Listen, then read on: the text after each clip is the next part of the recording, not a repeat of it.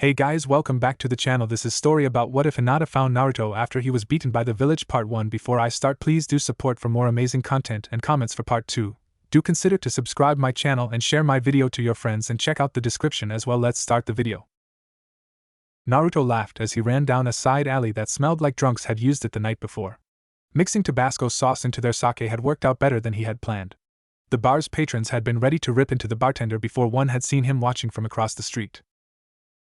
He stopped and waited for the merchants to catch up. It looked like he had lost a couple dozen on his stroll. Over the years he had come to enjoy the chase as much as the prank. And sometimes they made it too easy. The merchants blocked the alley glaring at him. He leaned against a brick wall with faded graffiti. They were waiting for more of their friends to catch up before they made a move, but that didn't stop them yelling at him. Damn it, you know how much high-quality sake you ruined? I know there was nothing high quality about that Toad Slim you were drinking. Besides, I did you a favor. Don't you know it's shameful to be drinking this early? Naruto said, thumbing his nose at them. Several looked ready to explode. The only shameful thing here is you. But we know how to fix that, don't we, boys? The remainder of his drinking buddies roared and charged down the alley. Naruto jumped onto a trash can and grabbed a fire escape, climbing towards the roof. The merchants tried to follow. The first few to reach the trash can knocked it over. The garbage stained their clothes. They didn't seem to mind the smell of rotten fruit and fish. More of them pushed against their friends, shoving them onto the ground with the trash. A few had the idea of standing under the fire escape and jumped towards the ladder. None of them managed more than a few inches. One particularly inebriated man glared at Naruto and took a swing of sake, the same sake they had been chasing Naruto for. He spit out the tainted liquid on another merchant's back, who spun around and punched him. Soon everyone who could stand was throwing their fists. Naruto watched until he heard a whistle on the street. Someone had noticed the drunkards finally and sounded the alarm. Naruto ran across the roofs, heading for a small park near the academy to lay low for a few hours. Someone was bound to come looking for him for starting that mess. That was if any of them remembered why they were there in the first place. He settled into the crock between some branches to take a nap while he waited. He dozed as the afternoon passed quietly. He had decided it was safe to leave his hiding spot when a hand shot between the branches, grabbing his ankle and pulled him from the tree. He landed hard, rolled, and sprung up ready to fight. A person in all black and a cheap festival mask watched him. Naruto talked while he planned his escape. What's the big idea pulling me out of the tree like that? The figure cocked its head, then pointed behind Naruto. The blonde shinobi drew a kunai. You think I'm gonna fall for that? Something struck his shoulder. He sprawled on the ground. His arm went numb. Struggling, he got back to his feet, facing the mob of drunken men. They seemed to have picked up quite a few sober people along the way. Most were armed with broken boards and branches. Naruto watched as they spread out so he couldn't run. He figured it was time to try a bluff. Quickly, Naruto went through a series of hand signs. They didn't mean anything, but he was betting the mob wouldn't know that. You guys want to fight? Fine, I can spare some time to kick your butts. Cut the crap. We all know you can't use ninja stuff for the crap of a ninja's worth of shit, a drunk said, swaying as he shouted in Naruto's general direction. Another one hit the first drunk's head. Knock it off, Daceway. You're making us look bad. Hey, why don't we knock the demon off instead? Someone shouted. The mob cheered and closed in around Naruto. He ducked the first swing of a board, but another caught his leg. Feeling was returning to his arm, but all he had was a pins and needle sensation, which was for the best as he used his arm to block a thick branch. He rolled and kicked, sending two attackers to the ground. Behind them was a break in the crowd and he ran for it. A large drunken man stumbled into his path and brought a rotten stick down towards his head. Naruto grabbed the branch and yanked it from the surprised man. Wire wrapped around his wrist and pulled him back. It bit deep into his skin, slicing through muscle. It felt like his bones were being cut. Droplets of blood flew from his wrists as he was hauled towards the tree at an incredible speed. He slammed into the bark hard enough to bruise a rib. The masked shinobi drove a three-pronged kunai into Naruto's hands, trapping him against the tree, then stepped back as the mob descended. Naruto couldn't hold back a scream as his hands were shredded. Hinata walked out of the academy. She had spent the past few hours studying in the school's library. It wasn't as comprehensive as her clan's, but she was less likely to meet anyone from her family there. And the slight chance she might run into her fellow student Naruto didn't hurt either. Though the only time she had ever seen him in the library was to hide after a prank had backfired. She smiled at the memory of him ducking under the table she was sitting at. Several shouting people following moments later. Their screams of anger died when they saw Hinata. They quickly bowed and apologized before leaving almost as quickly. Naruto had popped up, flashed her a grin and thanked her. then ran in the opposite direction. It was the only time she could remember having been glad to have been born into the Hyuga clan. Her smile faded as she once again thought about how even the small amounts of time she was with Naruto was about to end. They were almost ready for the Genin exam. There was no doubt about her passing. The exam was more of a formality. The academy wouldn't dare hold a Hyuga back no matter how poorly they might perform. Naruto, on the other hand, had already taken the test and failed multiple times. Which, if Hinata was honest with herself about, she wasn't too upset with. Because it gave them the chance to be on the same team if he passed this time. Not that she deserved to be on the same team as him, not when she had just admitted to herself she was glad for his failure. As much as she wished they could be on the same team, she'd never wished for Naruto to be saddled with a useless backstabbing Hyuga like herself. She shook those thoughts from her mind. She was going to be on someone's team, and she had to try and pull her weight. Naruto never let his failures get to him, he just kept pushing through, and she had to as well. A slight detour led her to a park where her cousin Niji sometimes trained his Byakugan. Distance markers had been set up in the park and surrounding neighborhoods. Hinata activated her own Byakugan and began looking for all the markers. Her father demanded that she not only be able to find people but objects, as well. The Byakugan's natural tendency to focus on chakra made this exceedingly difficult. But one chakra network in particular caught her eye. When she was 8 and had first began to train with her Byakugan, her father had taken her to the hospital and made her watch the patients in the ICU as their chakra networks had flickered, dimmed, and faded. As they died. She had been forced to watch for hours again and again until she had finally collapsed from exhaustion. The chakras she saw now looked like theirs, pulsing and dimming. The person was close, in the park. She hesitated. If she went for help, they might die before someone came. If she went to help, she'd lose time, but she might be able to do something. She knew the academy's basic medical techniques. Naruto would help them. She ran towards the chakra signature. What she found caused her to stop short and simultaneously want to vomit and faint. Naruto was leaning against a tree. A 3-pronged kunai had been driven through his hands so he couldn't fall over. His arms, face, shirt, and lap were covered in blood from deep cuts on his wrists. He moaned weakly and tried to shift his position. The wire wrapped around his wrists bit deeper, bringing fresh blood. The goggles he always wore were caked with blood, one lens cracked. A broken sake bottle lay next to him, its jagged end covered in blood leading back to a deep twisted gash on his side. His face, what she could see of him under the blood, was swollen and discolored, one eye completely forced closed. The metallic scent of blood stung her throat. Naruto-kun. She rushed forward and pulled the kunai out of his hands. The wire cut deeper as he sagged forward. She quickly cut the wire with the kunai. Once he was free, he toppled over. Hinata pulled the bandage off her leg that most shinobi wore under their kunai pouch and used it to stop the worst of his bleeding from his wrists. She scooped him up in the position taught at the academy for transporting a severely injured teammate. She ran from the park, jumping onto a nearby roof and moving towards the hospital. "Hold on, Naruto-kun, I will get you help. Just hold on, please hold on. I know you can do it. Please, please, please don't leave me alone again." She moved at a speed that would have put any other student to shame. Hinata burst through the doors into the hospital. "Please help, Naruto-kun was attacked." Several nurses and doctors turned to look at her, but no one moved to help. A few looked away ashamed. More pretended to not have heard her. The worst, though, were the ones that actually looked glad to see Naruto in such a state. "Please, he needs help or he'll die." "Serves that thing right," said a patient sitting in a chair near Hinata. Because her hands were busy with Naruto, she kicked his chair and sent him sprawling on the ground. He gave a startled cry and was prepared to shout his outrage until he saw his eyes. As quick as he could, he crawled backward out of the room. A few nurses joined him, starting to question which of the children before them had the demon. "You heard the girl," shouted another doctor striding into the room. No one moved. "That's an order. Anyone who doesn't want to follow it is dismissed here and now." Suddenly everyone was rushing to get a gurney and equipment. The doctor and a nurse eased Naruto off of Hinata. She collapsed from exhaustion before they had him secured on the gurney. Sarutobi, the third Hokage, sat attempting to paint a panoramic view of the village in one of his rare free moments between the tedious paperwork that seemed to be breeding in his office. He should really have someone look into it. Enko tended to enjoy strange and dangerous creatures. Sarutobi removed his pipe from his mouth and sighed. He was having difficulties capturing the wonder he once saw, just another sign he had been at the job for too long. A masked ANBU agent appeared next to him. "Hokage, sir. There is an issue with Naruto." "What is it this time? Did he slip more red dye into the women's showers at the academy?" Sarutobi said. He had actually found that prank enjoyable. "I am afraid not. He was brought to the hospital earlier in critical condition. We are The ANBU agent never finished. Sarutobi was already moving with a speed that should have been all but impossible for anyone, let alone a man of his advanced age. Even his personal bodyguards were unable to keep up, much to their dismay and embarrassment. It would take barrels of sake to keep anyone who saw their failure quiet.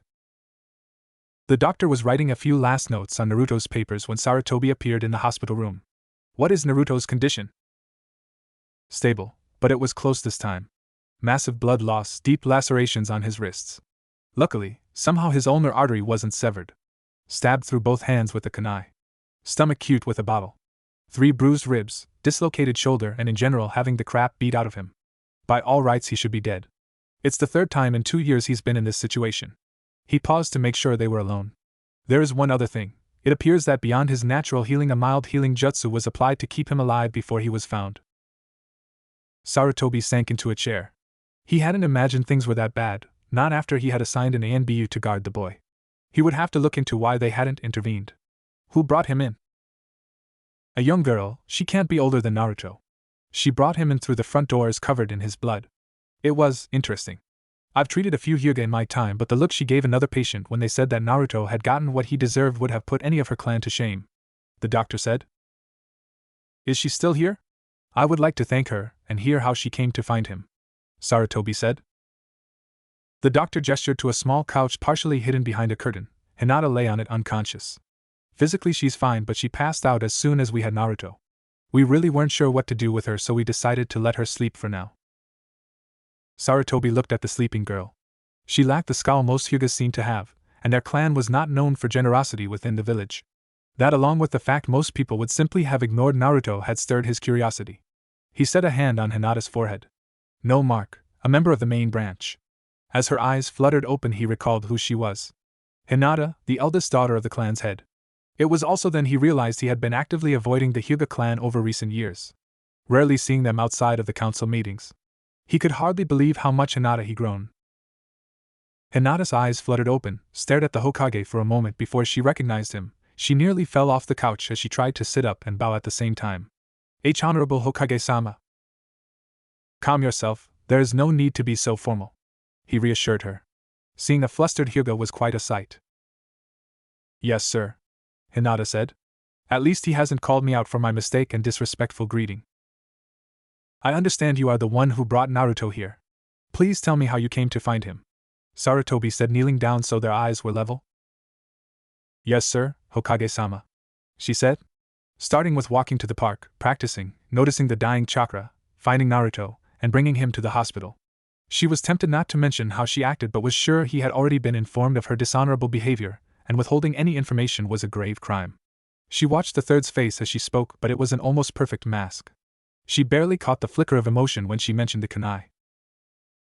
Are you positive the kunai had 3 prongs? Sarutobi said. Only his years of council meetings allowed him to keep his face calm. His injuries support the claim, the doctor said. Sarutobi nodded and turned back to Hinata, carefully watching her reaction. Thankfully, she did not seem to realize the significance of the weapon. Thank you. I have one last question. Why did you help him? I am afraid I do not understand the question, Honorable Hokage-sama, Hinata said. It is no secret that many of your peers dislike Naruto. As shameful as it may be, I feel many would have ignored Naruto in his distress. So why didn't you? Sarutobi said. In truth, he thought several might have assisted in some way, but for his purposes it was better that Hinata did not know that. I couldn't. I am sorry if I have done something wrong, but I would do the same again. Naruto has done nothing to deserve his treatment. He has pulled a few pranks, but he is always working hard, training into the night to try and become a shinobi. Anyone who would willingly leave someone, especially Naruto-kun, in that situation has no business being a shinobi. She hadn't realized she had raised her voice until she finished. Oh Kami, I yelled in front of the Hokage. I yelled at the Hokage. What will my father do when he finds out about this? Will he even get the chance? The Hokage could simply arrange for me to disappear after my actions. To her surprise, though, the old man was smiling. It's not often that I have heard it put in such terms, but you are correct. Thank you for helping him when he needed you. It was nothing, Honorable Hokage-sama. Naruto-kun would have done the same for me, Hinata said, thanking her ancestors that he had not taken offense. Given her treatment by the elders, though, she suspected that her ancestors would be as disappointed as they were. The Hokage looked at Naruto, his face wrapped in bandages. Yes, I think that he would. Honorable Hokage-sama. Who would do something like this to Naruto-kun? Hinata said. I have a few ideas, but that is a matter for me to deal with. For now, you should return to your clan. He rested a hand on Hinata's shoulder. You have done a great service to the village today. Thank you, Honorable Hokage-sama. Will Naruto-kun be alright? Hinata said, looking at her crush covered in bandages. At least he seemed to be sleeping peacefully. Yes, you saved his life today. Not many can say they have done as such, he said. Hinata bowed again and paused to look at Naruto wrapped in thick bandages one last time. She didn't linger, knowing the Hokage was observing her. The Hokage waited until Hinata had left and signaled one of his guards, an ANBU called Cobra. The oversized hood on his jacket bagged around his neck, mimicking a cobra's hood. Sarutobi used him for sensitive errands. Retrieve the kunai used against Naruto and locate Sparrow. Cobra bowed and disappeared. The Hokage retired to an office he kept at the hospital for such incidents. It was only a few minutes before Cobra returned, followed by Sparrow. Cobra presented the bloody kunai to the Hokage. I found Sparrow near the kunai under a powerful genjutsu. Sparrow report. Sarutobi said, examining the kunai. I followed Naruto as he fled from the victims of his latest prank. He was able to escape them with relative ease. The last sighting I had of him was in the late afternoon, while he concealed himself in a tree. I have no memory after that until Cobra discovered me, Sparrow said. He was embarrassed that he had been caught in a genjutsu, even such a powerful one. He had always considered himself fairly adept at them himself. Sarutobi frowned and dismissed Sparrow. He began a series of minor jutsus designed to gather information about an item, including the people who had handled it recently. The military police had designed them decades ago. Sadly, most were lost with the Uchiha clan.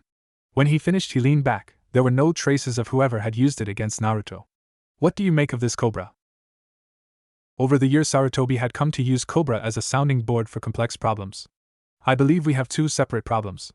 There have been guards who simply refused to help Naruto, or even positioned him for ambushes. This problem has decreased since he began the academy, and his skills at avoiding capture have increased. Even I have had difficulties following him because of his unorthodox movements. The larger problem is the systematic attack against him, and those guarding him. Considering the methods and severity of the attacks, it appears that the goal is torture rather than death. The culprits are skilled, waiting until he has a new guard and a group of civilians after him before using non-lethal genjutsu to incapacitate his guards, Cobra said. Pulling out his pipe, Sarutobi placed it in his mouth without lighting it. Post a new guard while he is here. Yes, sir. Is that really one of the fourths? Cobra said. No, it is the same design, however it lacks the seal he placed on all of his kunai. Not many people would know that, however nearly everyone would recognize the design, Sarutobi said. Fate had a cruel humor to use it against Naruto. If a civilian had found it, things could have become even more difficult. As it stood, he was dealing with someone or a group that was acting directly against his laws. The Hyuga compound, because really it was its own fortress within the village, was only a few blocks from the hospital. In fact, the whole Hyuga compound was surrounded by businesses and public buildings. Few people wanted to live near an entire clan that could see through walls whenever they wanted. Though as a rule the Hyugas rarely looked beyond their own ramparts. Hinata's jacket was covered in Naruto's blood, so she stopped off at a laundry mat one of the branch members had told her about. Her father demanded perfection, which included remaining clean while achieving it. He thought to get dirty was beneath the Hyuga. As a result, several members of the clan, her included, stashed spare clothes there. The owners of the laundry mat, an elderly couple, didn't mind because they received a good deal of business in exchange for their silence. Hinata quickly changed into clean clothes and left her old ones to be washed. The elderly woman gave her an odd look when she handed over the blood-stained jacket but didn't ask questions. The arrangement was business and nothing more. The branch guards at the gate gave Hinata a slight nod as she passed them. She had hoped to avoid her father and sneak to her room. But as soon as she opened the front door, she found him waiting. You are very late. The academy let out several hours ago. Explain. I am sorry. I was training and lost track of time. Hinata knew her father would scold her for sinking so low as to help someone outside of the clan. Despite what the Hokage may have said to her. Do you have anything to show for your training? He said, not bothering to keep the contempt from his voice. Hinata thought of Naruto in the hospital, still alive, the Hokage's smile. He would see those things as weakness. No, father, I do not. I expect nothing from you, and yet you continue to disappoint me. You will receive no meal tonight. I would like to have an elder spar with you since you clearly wish to improve, futile as it may be, but the elders will be joining your sister and I for an important dinner," he said. Hinata nodded. She remembered when she had accompanied him and her clan to such events. But it had been years since she was instructed to come. Now she was an embarrassment, to be hidden away. In her room, Hinata sat with her legs drawn up hugging a pillow. She tried to focus on Naruto, ignoring the voice in the back of her mind that told her she was a failure, a disappointment. Even the distance she could see was frowned upon by her clan. But on a whim she turned her gaze towards the hospital and Naruto's room. Surprisingly, she could just see him. Not as clearly as if she were there, but enough to watch the slow rise and fall of his chest. Someone else entered the hospital room. Hinata watched them even though she couldn't tell what they were doing. "I'm sure it's just a nurse, or someone checking on him." Her instincts told her to investigate. It was ridiculous, but Hinata climbed out her window and made her way along the roofs towards Naruto's hospital room. The second figure had left when Hinata crouched on his window and pushed it open. "If only I could do this well when my family was watching." As soon as she entered the room, something tingled in her nose, a smell she recognized from one of her family's numerous lessons on poison. If there was any doubt, Naruto lay on the bed, white and gasping for breath. Blue veins stood out along his throat. Hinata ran down the hall, towards the nearest chakra signature that wasn't a patient. She rounded a corner and found the doctor who had treated Naruto. He blinked in surprise. "Visiting hours ended several hours ago." "Naruto-kun's been poisoned," Hinata said. The doctor ran past her into his room, checking Naruto's pulse and his strangled breathing. He hit a button on the wall. Somewhere else a buzzer went off and feet ran towards them. The doctor gave the nurses instructions. While one went to get an antidote, the other got a ventilation bag and compressed Naruto's chest while the doctor used the bag to force air into Naruto's lungs. Hinata watched. She didn't want to see this, but she couldn't bring herself to leave. These could be his final moments. All the possibilities of them together began to fade. Her eyes blurred with tears and her throat tightened. Her front was burning, her back freezing. "Stupid, you're not crying for Naruto, you're crying for yourself. And all the chances you will be losing. What kind of person are you? If you'd come sooner, he'd be alright." The second nurse returned and jabbed a needle into Naruto's arm. For several minutes nothing happened, then he began to breathe on his own again. The doctor sighed with relief, then noticed Hinata was still standing in the corner. "That's twice you've saved his life. What were you doing here, though?" Hinata explained, blushing when she admitted she had more or less been spying on Naruto. "Well, I suppose it was good that you were watching him. He'll be fine, but without you and his resistance, who knows?" the doctor said. "Our resistance?" Hinata said. The time it took to build up a resistance to poison, even with constant exposure, was long, not to mention the vast differences in poisons. "This isn't the first time something like this has happened. I don't want to impose, it being so late, but would you stay and watch him for a few more minutes? I need to see who is on duty tonight, and clearly Naruto's guards aren't going to help," the doctor said. "Oh, of course," Hinata said, sitting in a chair by the bed. She watched the slow, even breathing of her crush, staring hard to reassure herself that he was alive. Every so often she checked the halls and surrounding floors with her Byakugan, but everything seemed calm. The longer the doctor was away, the more daring Hinata became, scooting close to Naruto, resting her hands on the bed, moving some hair out of his face. The swelling from the attack had already disappeared. Absently she traced the whisker marks on his cheeks. Her mind stared to wonder. She imagined leaning over him, lowering her head until her lips touched his. Hinata jumped back, her face burning at the thought. It took several minutes for her to calm down. "Naruto-kun, I don't deserve to be with you, but just for now, just for a few minutes, let me pretend." She gently lifted his hand and rested it against her cheek. The Hokage was woken in the middle of the night by news that there had been another attempt on Naruto's life. He had hurried to the hospital where the nurse responsible for poisoning Naruto had been caught and detained by other members of the staff. Sarutobi looked over her sadly. She was young, in her early 20s. Her mother had died on the night the Kyuubi attacked. She glared at the Hokage. "It's a monster! A goddamned monster! After everyone it killed, after everyone who has suffered because of it, how can you keep it alive? Is it some sick pet to you? It should be disemboweled. Its guts feed to the crows and the crows burned. You're not a leader. None of you have ever been leaders. Grow a pair of balls and end it. Or let someone else do it." Sarutobi motioned for ANBU agents to remove the ranting girl. The doctor watched her as they lead her away. "I am sorry, I knew her parents. It never occurred to me she might actually try something like this." "It isn't your fault," the Hokage said, sinking into a chair. "If you suspect the worst from everyone, that is all you will ever find. If there is any blame, it lands on me and how I have dealt with this matter. Before I go, I would like to check on Naruto myself. Yes, sir, the doctor said. They were both surprised when they discovered Hinata, asleep, resting her head on Naruto's arm, with a light blush and a smile the Hokage couldn't remember having seen on her, or any Hyuga's face before. He motioned that they should leave the two alone. Has there been any sign of the Anbu guard? Sarutobi said. 2 attacks in one day, things were quickly becoming worse. Not to mention he was down another Anbu. Not that I am aware of, the doctor said. Cobra, Sarutobi said. While there was no noticeable movement, the Hokage felt Cobra move to locate the missing guard. He returned quickly. The Anbu left to guard Naruto left his post to investigate a nearby alarm. He felt the boy was safe within the hospital. I believe he was honest, Cobra said. I doubt the timing was coincidence, Sarutobi said. It was too neat. The nurse did not appear to be working with anyone, but he would make sure she spoke to someone from the interrogation and torture department. It would probably be a good idea to send the ANBU as well. They were trained to resist torture, but it would send a message. Place the ANBU on a leave of absence, and make arrangements for him to questioned. Also, I am placing you on duty as Naruto's guard for the next few days. We cannot afford another attempt on his life. Yes, sir, Hokage, Cobra said. Naruto's whole body throbbed, especially his hands and wrists. Every heartbeat felt like someone was hitting him with a hammer. The smells of bleach and cheap disinfectant stung his nose, and there was a strange pressure on his left arm. He cracked open an eye, wincing at the bright morning light. Why did they paint hospital rooms white? Did they think people liked how bright it made the room? He was suddenly aware that his head was pounding along with the rest of his body.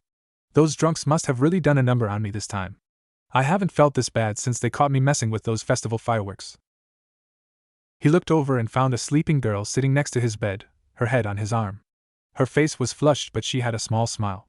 He pulled his arm free. The girl stirred. Naruto-kun. Naruto frowned, wondering how she knew his name. He shook her lightly. She looked at him with sleepy eyes. Good morning, Naruto-kun. Good morning, who are you? He asked, his pain pushed aside for the moment.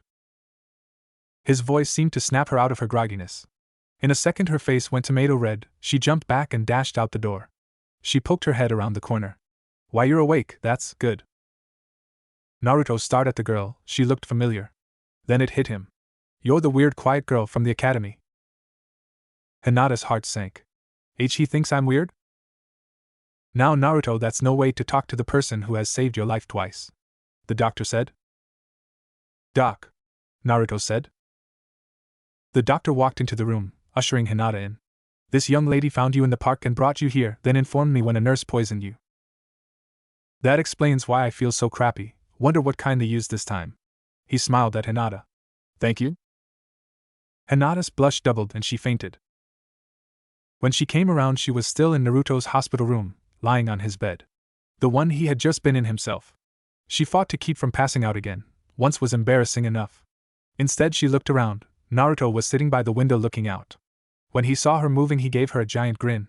Most of his bandages had been removed and the ones on his hands were thinner, allowing him to move his fingers.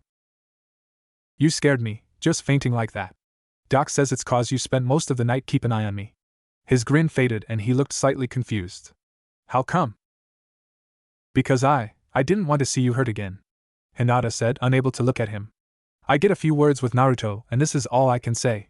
Father is right, I am useless. Naruto watched Hinata confused. I wonder why she doesn't want to see me hurt. Seems like everyone else enjoys it, he thought bitterly. His mind turned to his freedom from the hospital when the doctor walked in. Well, Naruto, it looks like you're well enough to leave, the doctor said, looking over his chart.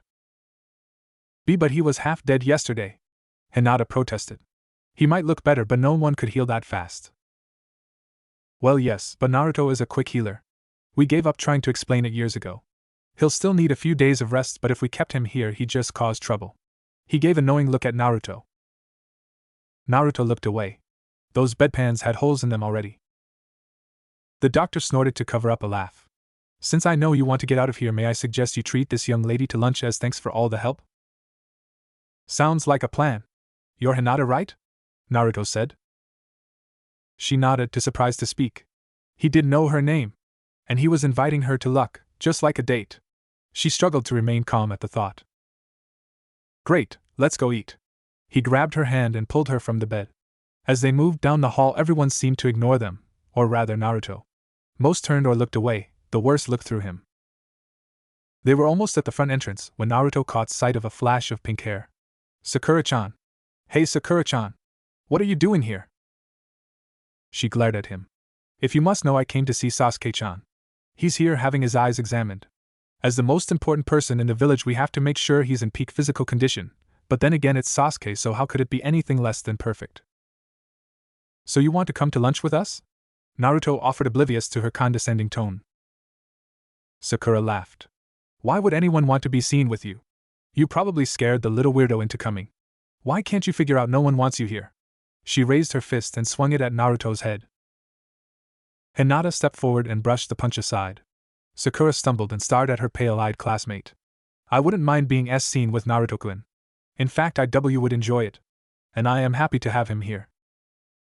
What the hell? Normally she would have written it off as an annoyance, but Sasuke was further down the hall watching with mild interest. She refused to back down in front of him. Hinata had started to shake, the moment of courage gone. Sakura cringed. She wasn't a bully by nature, but she had to look strong in front of Sasuke. She threw another punch, this one aimed squarely at Hinata's face with a silent apology. Naruto caught the punch. Sakura blinked in surprise. He had never done that before. She hadn't even thought he could stop her. Do not hurt Hinata-san. Sakura pulled her hand back, giving Naruto a fearful look before dashing away. As soon as she was out of sight, Naruto clutched his hand. Ow, ow, ow, ow. Damn, I thought she was going to break my arm. Are you alright, Naruto-kun? Hinata said. Without thinking, she grabbed his arm, examining it for further injury. I'll be fine, he assured her. Thank you, Hinata said. I can't believe he did that. He protected me. Of course he did, that's just the kind of person he is. If I was worthy of my clan, he wouldn't have had to. Suddenly she realized she was manhandling his arm and let it go with a choked noise. I was just returning the favor for helping me. He took her hand again and led her out of the hospital. Sakura walked down the hall rubbing her hand. She wasn't really hurt, just surprised. Sasuke finished talking to a nurse and turned to leave. She walked faster. Sasuke-kun, how did it go? He gave her an icy glare, but it only sent shivers down her spine. He didn't seem to notice. Fine, how else? That's great. So would you like to go out to lunch with me? Sakura said, trying to match his quick pace. No, he said, walking out the sliding doors. Oh, all right. Then how about lunch? Or dinner? We could go see a movie, Sakura said. I have to train, Sasuke said. Oh right, want me to help you? We could spare or something. She blushed, imagining where a sparring session could lead if she tripped at the right time, and they ended up on the ground. No, Sasuke said. All right then. Let me know if you change your mind, she called after him, clutching her fists. This was Naruto's fault. She had been hitting him since they started the academy. Why did he have to grow a backbone now? Wait, that wasn't right. She could barely remember her first few days at the academy when she was teased and he had offered to share his lunch with her. Before, her mother had warned her away from him and begun asking questions about Sasuke. But that didn't matter. Damn it! If he hadn't embarrassed me in front of Sasuke-chan, we would be training together, then lunch, he would invite me back to his place and we could. Sakura blushed as red as Hinata at the possibilities and hurried home to write down her fantasy for later enjoyment. Hinata didn't know where Naruto was leading her, nor did she care. Just being able to walk like this, so close to him, was more than she had hoped for. He laughed and talked the whole time, nothing important, just random things. It was so different from her clan, where talking was serious and formal. She smiled and nodded politely, amazed at how lively he was. Just yesterday he'd been all but dead. It seemed that nothing could keep him down or get rid of his good humor. But she did notice how people glared at him. Shop owners moved to block their doors and parents pulled their children away as if they feared he would eat them. Naruto pretended not to notice, but Hinata saw him falter, just for a second. He stopped in front of a small ramen stand.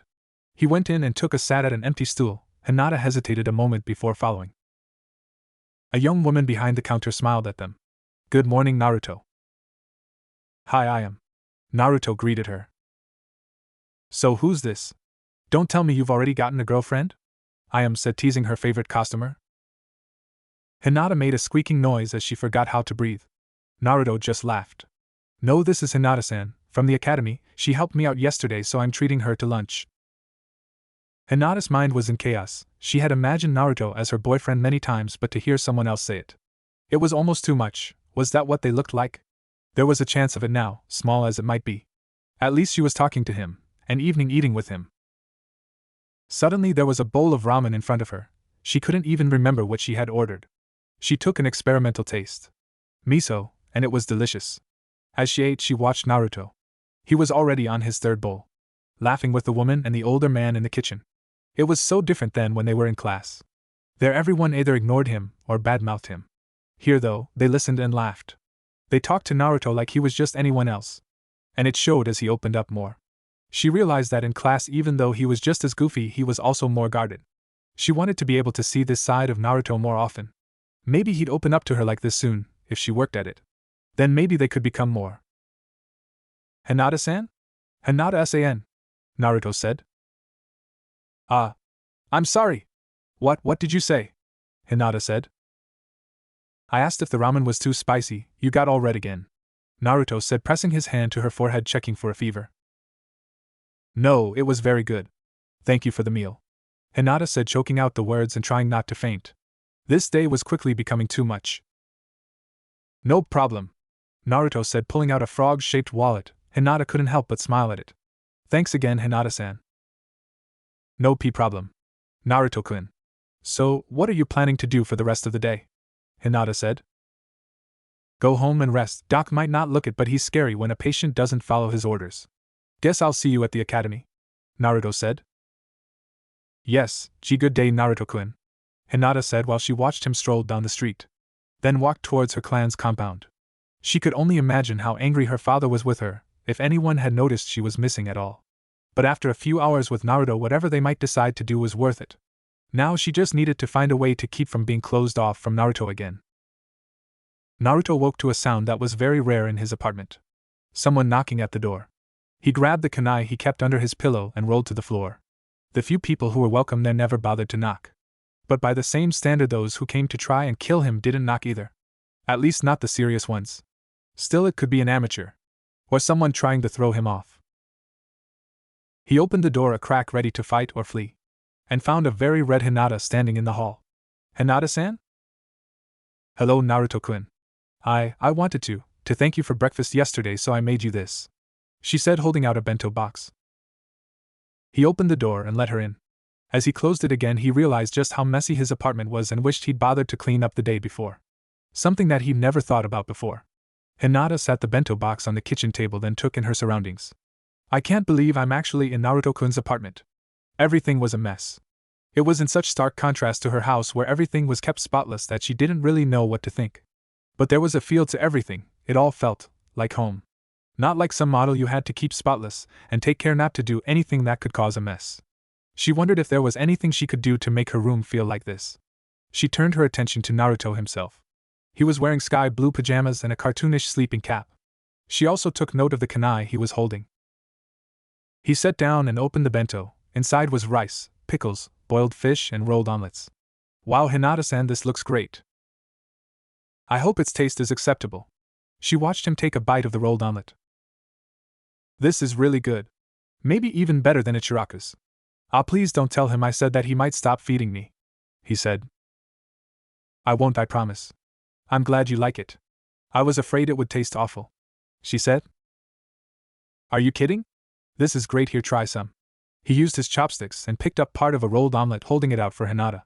She opened her mouth to decline, but he popped it in. Naruto-kun, just feed me, like we're a couple. Her face started to turn red. Naruto watched her worried. Hinata-san? Are you alright? You're not choking, are you? No, I'm fine, thank you, she said. Oh good, man, you keep scaring me, he said. I'm sorry, she said. Naruto finished the bento in silence. Thank you for the meal, guess I'd better get to training, he said. Are you sure? You were still pretty banged up yesterday, Hinata said. Oh yeah, a good day's rest and I'm completely recovered. Naruto scratched his cheek. If you want, we could train together for a bit. Yes. Yes, if it wouldn't be an inconvenience, Hinata said. Nope, just let me get ready, Naruto said, disappearing into his room. Hinata sat in his apartment. She was tempted to use her Byakugan to watch Naruto, blushing deeply at the possibilities. When he came back out, Naruto noticed how red Hinata was but wrote it off as more or less normal for her. They walked towards the training grounds. Hinata tried to strike up a conversation, but she couldn't seem to get any words out. Naruto grabbed her arm and pulled her back as something sailed past her head and hit his. "Hey, watch where you're throwing things," Naruto shouted after some kids. He wiped a rotten fruit from the side of his head. "Sorry about that, Hinata-san." Her heart tightened, he sounded so sad. Like I was his fault, but she couldn't believe it was. "Naruto-kun, why do the villagers treat you like that?" He shrugged. "I don't know, it's just always been that way. I try to ignore it." They arrived at a secluded training ground. Since he actually had someone to spar with, Naruto suggested they go through some of the basic moves from the academy. Hinata hesitated but then nodded. "Okay, Naruto-kun." He paused, wondering why she seemed so nervous. Maybe she's afraid I don't have the skills for even these basic formations? Well, I'll just go all out and show her. They started. Naruto struck his kunai against Hinata's, then ducked under her next swing. After a few more strikes though, he jumped back confused. "Is something wrong, Hinata-san?" I'm sorry, I'll try to do better," she said, bowing deeply. "Hey, it's okay, there's no reason to get all nervous. I was just wondering cause you were a lot faster when you stopped Sakura's punch yesterday," Naruto said. "I was?" Hinata asked, surprised. "Yeah, just relax," he said. They started again, this time going through the motions slower. As they kept going though, Naruto speed up slightly. And again. Until they were moving at full speed. Their kunai a blur, flashing in the sun. They finished the set, both were panting, exhausted. "See, you did fine. You could even keep up with me." "Thank you, Naruto-kun," Hinata said, blushing at the compliment. "So want to try some real sparring?" Naruto said. Alright," Hinata said. They started off slow again. Hinata fell into her clan's fighting style, and Naruto was hard-pressed to hold his ground against the onslaught. Then Hinata overextended herself, and he grabbed the upper part of her arm to throw her off balance. What he didn't expect was the scream of pain she gave. He immediately let go. "Hinata-san?" She winced but tried to smile. "Sorry, I'm alright." "Let me see your arm," Naruto said. "I am fine, really?" she said. "Hinata," he said. Slowly she removed her oversized jacket. Naruto looked at her arm where he had grabbed her. She had a deep, painful-looking bruise, the edges yellow. Hinata wished he'd stop staring at her like that. "What happened, Hinata?" he asked. His voice was so gentle and kind, filled with concern, that she didn't answer for a minute. "Does he generally care about me? No, he's probably just worried about losing a sparring partner. Is he regretting offering to train with me?" I was sparring with an elder," Hinata said. "This is kind of far to take things for just sparring," Naruto said. "Not really. I am just not very good at it. Damn it, why can't I stop stuttering? I must sound like a fool to Naruto-kun." "What are you talking about? You were great," he said. I disappoint my family when I spar at home," she said. "I can't believe that. Maybe you just need a little more practice," he said. Hinata nodded. She didn't want to admit to Naruto that she had been training for years. Her own family had given up hope on her improving. She pushed the focus from herself. Maybe we should practice for the exam." Naruto didn't look too thrilled with the idea but nodded. Hinata watched for half an hour as Naruto produced one dead-looking shadow clone after another. She couldn't figure out what he was doing wrong. "Naruto-kun, wait a minute. I think I might be able to help." "How?" he said. "Byakugan," Hinata said. "Wah! Hinata! Your eyes are bulging. Are you alright?" Naruto said. "Yes. This is my clan's Kekkei Genkai," she said. "Kika what guy?" he said. Hinata tried to hide her smile. "Kekkei Genkai. It's a blood trait. Something that can't be learned by anyone who isn't born with it." "Oh, so what's it do?" he said. I can see chakra networks in the body," she said. "Cool, like X-ray vision?" he said. "Exactly," she said. "Wow, imagine what kind of pranks I could pull with those." "So you ever pull anything with them?" Naruto said. "No, but I did use them when I was little to find the best prize in my cereal," she said. "Way to go. But how will they help me with this stupid jutsu?" he said. "I can watch your chakra, and maybe see the problem," she said. "If you say so." Naruto performed the jutsu again. Hinata watched carefully. "Naruto-kun, I think I see the problem. You're putting too much chakra into your right hand." Naruto looked at his bandaged hand. "Well, yeah, the academy instructors told me all about how it was my dominate hand and I had to put as much chakra as I could into it to do the jutsu."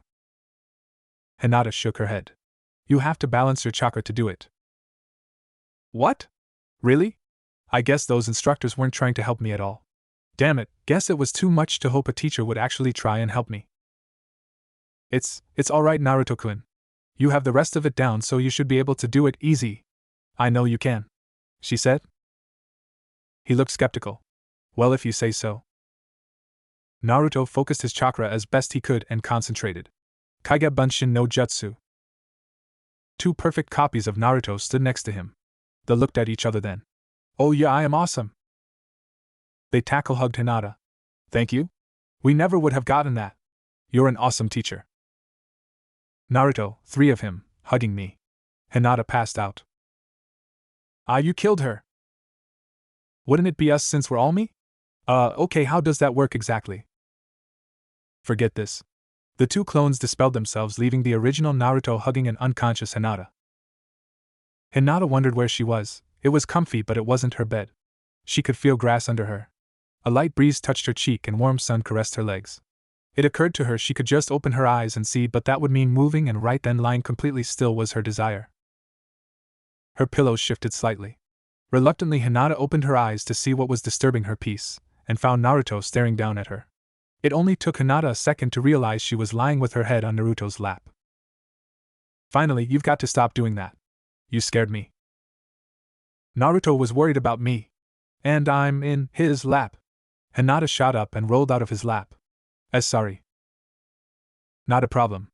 Come on, now that I've got this clone jutsu thing down, let's spar some more." "Alright, Naruto-kun? Those clones you made were solid. How did you do that? They never taught us at the academy. Even my clan hasn't mentioned it," she said. "Oh yeah, one of the instructors said I should learn to do solid clones. That it'd impress everyone and they'd have to let me pass the exam," Naruto said. "It is very impressive. There's no way an instructor would actually expect a student to learn that. Were they trying to make Naruto-kun fail? Like with the hand signs?" She simply couldn't comprehend why so many people seemed to be working against Naruto. "Thanks. You should try it too. I bet you could do it with no problem," Naruto said. I don't think I could manage it. I'm sorry, Naruto-kun, but it's beyond me," Hinata said. "Come on, if I can do it then you'd have no problem," Naruto said. Hinata found she couldn't say no to Naruto's support, even if it meant disappointing him. After several failed attempts, she sank to the ground. She knew that Naruto was simply going to walk away and that would be the end of it. Sure enough, when she looked up, Naruto was gone. Stupid, what made me think he might actually stick around when he found out how incompetent I am? He was just being nice, but he has enough to do without being pulled down by me. She was so caught up in her own downward spiral that she didn't notice a figure approaching until they were right next to her. "Hinata-san?" She jumped up to see Naruto's confused face. "Sorry, didn't mean to wake you. Here, I got us some lunch," he said, holding out a bag. What he didn't mention was that he more or less had to steal them from a nearby store. He'd left the money for them, but he knew they'd refuse to sell anything to him. Hinata took one of the boxed lunches. "I'm surprised you're still here, Naruto-kun." "Why?" he said. "Because I can't do the jutsu," she said. "You'd have to be a world-class jerk to abandon someone just cause they don't get something right away. I was working at it for months," he said. "Thank you, Naruto-kun," Hinata said, ducking her head so he couldn't see her face. "Not sure for what, but any time," he said. Hinata started trying the jutsu again. Naruto made several more clones demonstrating it.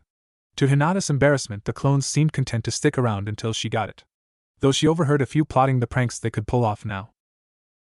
Just before the sun set, she did it, producing a single solid clone. The clone and original looked at each other in shock.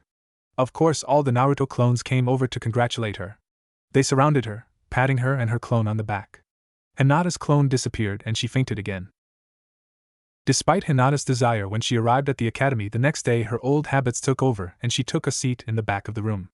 Naruto was already sitting across the room by the window, trying to balance a pen on his nose. Iruka called the class to order. The morning seemed to drag on. The basic material being covered had been drilled into her brain at the age of 6. Hinata's attention wandered to Naruto again and again. It was during one of these periods that she noticed the change. His bored expression suddenly came alive and he had to struggle not to laugh. 5 minutes later, the classroom door blew in. A red-faced Jonin stood outside. "Demon brat. You're in for it this time." Iruka stepped in front of him. "What's going on here?" "That thing filled the hot springs with bubble bath. We lost the whole block on the village under the suds." "I couldn't have been Naruto. He's been here all day," Iruka said.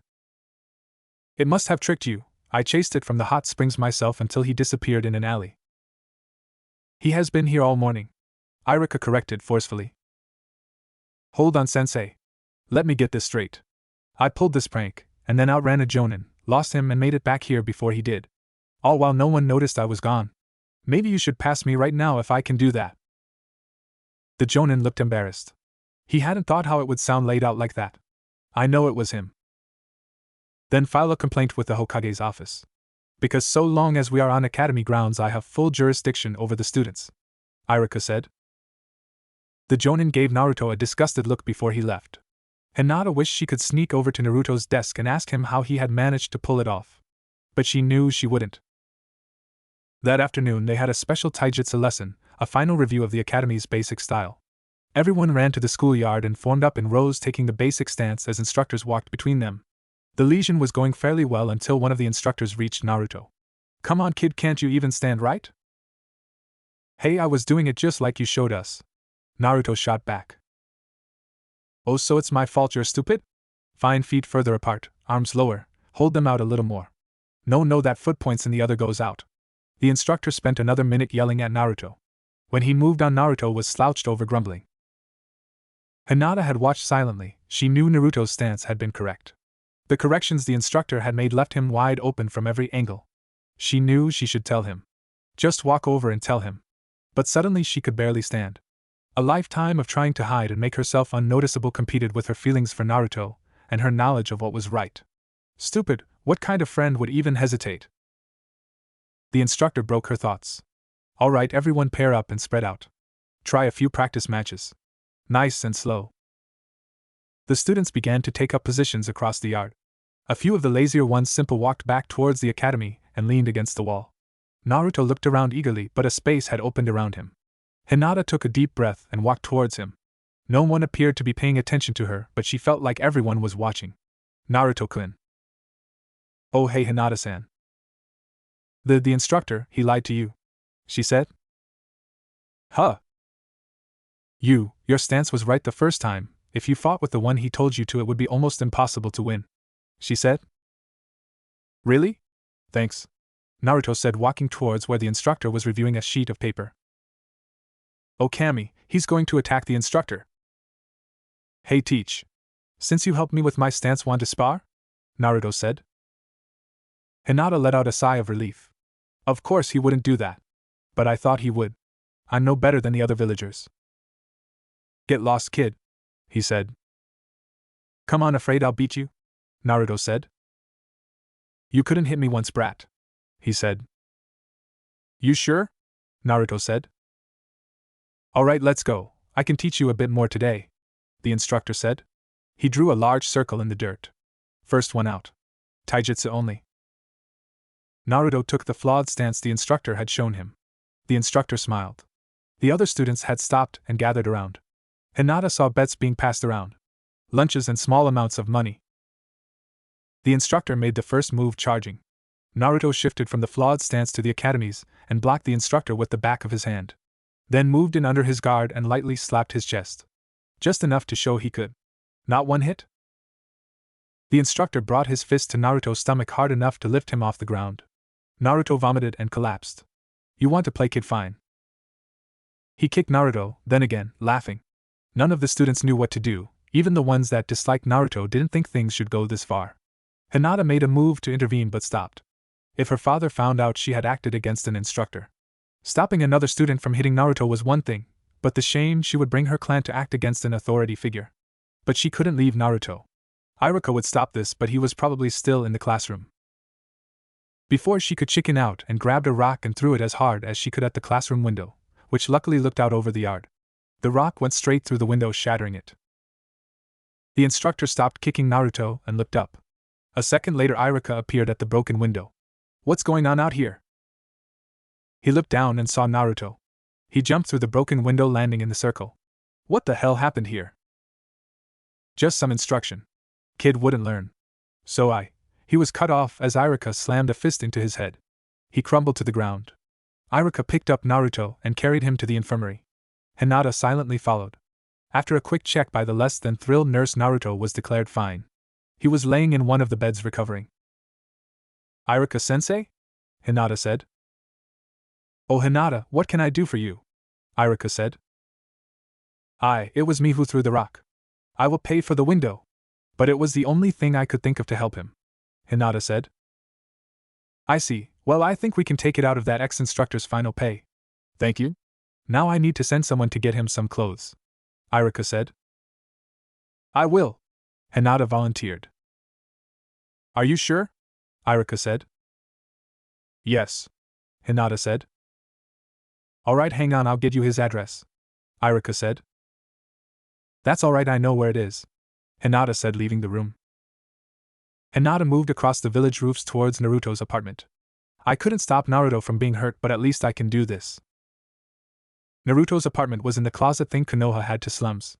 The buildings were old and run down, broken windows, rusted pipes. She had been so nervous that last time she had been there she hadn't paid much attention to the surroundings. There was no greenery whatsoever. A few window boxes contained dried dead flowers brown with age. The roof of his building had been patched with scrap metal and the walls were filled with cracks between warped wood. His apartment wasn't as messy as Hinata remembered, but it still felt lived in. More like a home than her clan's mansion had in years. But in as bad of shape as the rest of the building. The walls were cracked and there were spots of the ceiling from water damage. A thin rug on the floor had several discolored spots and partially covered a piece of exposed plywood. She took her time walking to his bedroom. It was in the same condition as everything else. An old bed, chipped glass in the window. But sitting on the windowsill was a small potted plant. A tag on the pot read Ukikun. The only thing inside his closet was a box of scrolls and 2 identical orange jumpsuits. She took one and returned to the academy. Naruto had completely recovered by the time she returned and thanked her for the clothes. He pulled a thin curtain around his bed for privacy while he changed. "Naruto-kun?" she said. "Yeah?" he said. How did you pull a prank at the hot springs without anyone here noticing?" she said. "Oh, that. Well, I had the idea a while ago, but wasn't sure how I'd manage to get away. Always seemed to be a lot of jonins hanging around. After you helped me with the Kage Bunshin no Jutsu, though, I figured they'd be the perfect way. Have one of them do it, then dispel themselves. It worked great too. But it was weird. When my shadow clone disappeared, I suddenly remembered everything it had seen. Almost fell out of my seat laughing at the look on the people's faces as they ran from the bath," he said, pulling the curtain back. His other clothes were stashed in a trash bag he had found. "You remember what your clones do?" she said. "Yeah, you should give it a try," he said. I don't know if I can. Last time used up almost all my chakra," she said. "Really?" he said. "Yes, don't you feel tired after using it?" she said. "Not really," he said. "That must mean you have an incredible amount of chakra," she said. "Thanks. Come on, if I don't get back to class soon, Iruka will have my head," he said. The next few days continued on like normal. During lessons, Hinata couldn't work up the nerve to talk to Naruto, but after class they would meet at a secluded training ground and spar. Hinata was amazed at Naruto's improvement now that he was balancing his chakra. And Naruto, for his part, was pleased with Hinata's fighting style. By the 3rd day, she could outfight 2 of his clones at once. Naruto's own taijutsu was also improving now that Hinata had pointed out the subtle changes the instructors had made to the academy's style. She quickly realized the only reason he was able to fight at all with his old style was because of his natural stamina and unique attack methods. After an interesting sparring season where Naruto ended up stuck in a tree, they sat down to eat a late lunch Hinata had made. Naruto insisted that afterwards they would practice Kage Bunshin no Jutsu. even though Hinata could only make and hold one for a minute or so. Afterwards she felt as drained as if she had sparred with her father for an hour. The smile Naruto gave her afterwards was worth it. She looked out over the training ground, and saw a square rock moving along the edge of the clearing. Naruto-kun? Yeah? Hinata pointed towards the rock. She could see 2 large eye holes in its side now. Naruto turned and looked.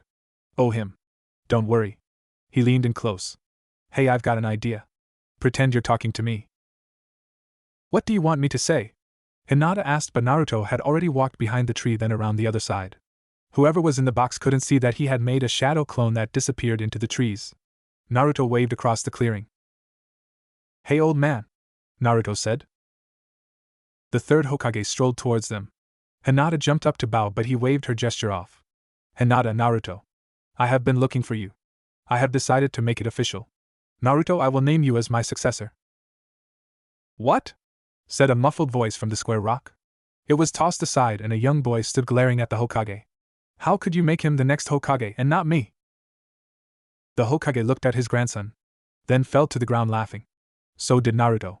The Hokage disappeared in a puff of smoke. That was you! The young boy ran at Naruto. Naruto caught him by the back of his shirt as he ran past. Konohamaru, when you're undercover on a mission you can't give yourself away just cause something unexpected happened. That could get your whole team killed. How was I supposed to know that was you? Last time you could only make a dead clone. You weren't supposed to know it was me. And Hinata helped me with the shadow clones. They're even solid. Check it out. He let go of Konohamaru and summoned 2 shadow clones. They each patted him on the back before disappearing. Wow, boss, that was great. How'd you do it? Konohamaru said. Like I said, Hinata helped me figure it out. Naruto said.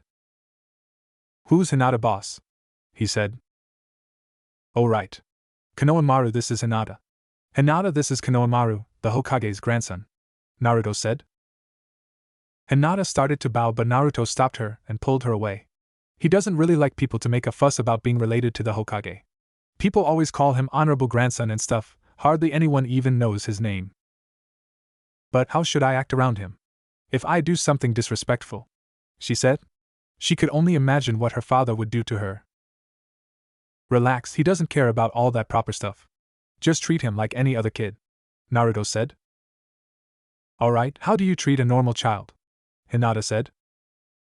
I don't know, just be nice and knock him over the head if he does something stupid, Naruto said. Hinata looked horrified at the thought of hitting someone as important as the Hokage's grandson. Hey boss, Hinata's kind of cute, you and her? Konohamaru said, holding up his little finger. No. Hinata's just a friend, Naruto said. Oh really? Then maybe I'll take her, he said, grabbing Hinata's hand. Cut that out, Naruto said, pulling Konohamaru away from Hinata. Ah, come on boss, I was just kidding. So you still going to play ninja with me? He said. I don't know, me and Hinata were supposed to work on our shadow clones, Naruto said. It's alright, Naruto-kun. It might be fun to play. How about Konohamaru hides and we see who can find him first? Me or your clones? Hinata suggested. Alright, sounds good. You up for it, Konohamaru? Naruto said. Of course. I can show you my awesome ninja camouflage skills, he said, running out of the training ground. So how long should we give him? Naruto said. 10 minutes? Hinata said. Sounds good. Hey, let's make this a little more fun. Loser has to do one thing the winner asks? Sounds good, Hinata said, her mind filling with ideas, none of which she would ever dare say. When the 10 minutes were up, Naruto made 20 clones and took off towards the village. Hinata moved much slower, but she already knew where she was going. Konohamaru smiled to himself. Behind the playground was a dry drainage ditch filled with cattail taller than he was. Hidden by the overgrowth was a small pipe, just big enough for him to crawl through, that lead to a concrete box. The only source of light was a drain in the ceiling. It was the perfect place to hide. He could imagine Naruto running all over the village trying to find him. A hand fell on his shoulder. Got you. Ah. Konohamaru jumped away. He turned to find Hinata crouched behind him. This is a very good hiding place, she said. Hold on, lady, how did you find me so fast? He said. I just watched you. Hinata said, activating her Byakugan. Ah, your eyes. Oh man, boss is gonna kill me if that's my fault, he said. Hinata couldn't help but laugh at Konohamaru's exaggerated antics. It's alright, it's my clan's Keki Genkai. I can see through some objects, and a very long way. Wow, that's pretty cool, he said. Hinata blushed. It was only the second time someone had called her Byakugan cool. Thank you? Hey, can you teach me that shadow clone thing boss was doing? I can't let my eternal rival get ahead of me, he said. Eternal rival? She said. Yo, we're both aiming for the title of Lord Hokage. Of course I will get it first, he said. If Naruto is your rival, then why do you call him boss? She said. 'Cause as much as I hate to admit it, he's stronger than me right now. So until I can beat him, I said I'd work for him in exchange for him showing me some super secret techniques. Besides, he's like me, he said. Naruto's like you? She said. Yeah. The village pretty much hates him. Even my tutor Four Eyes says I should stay away from him. Just means they don't know him.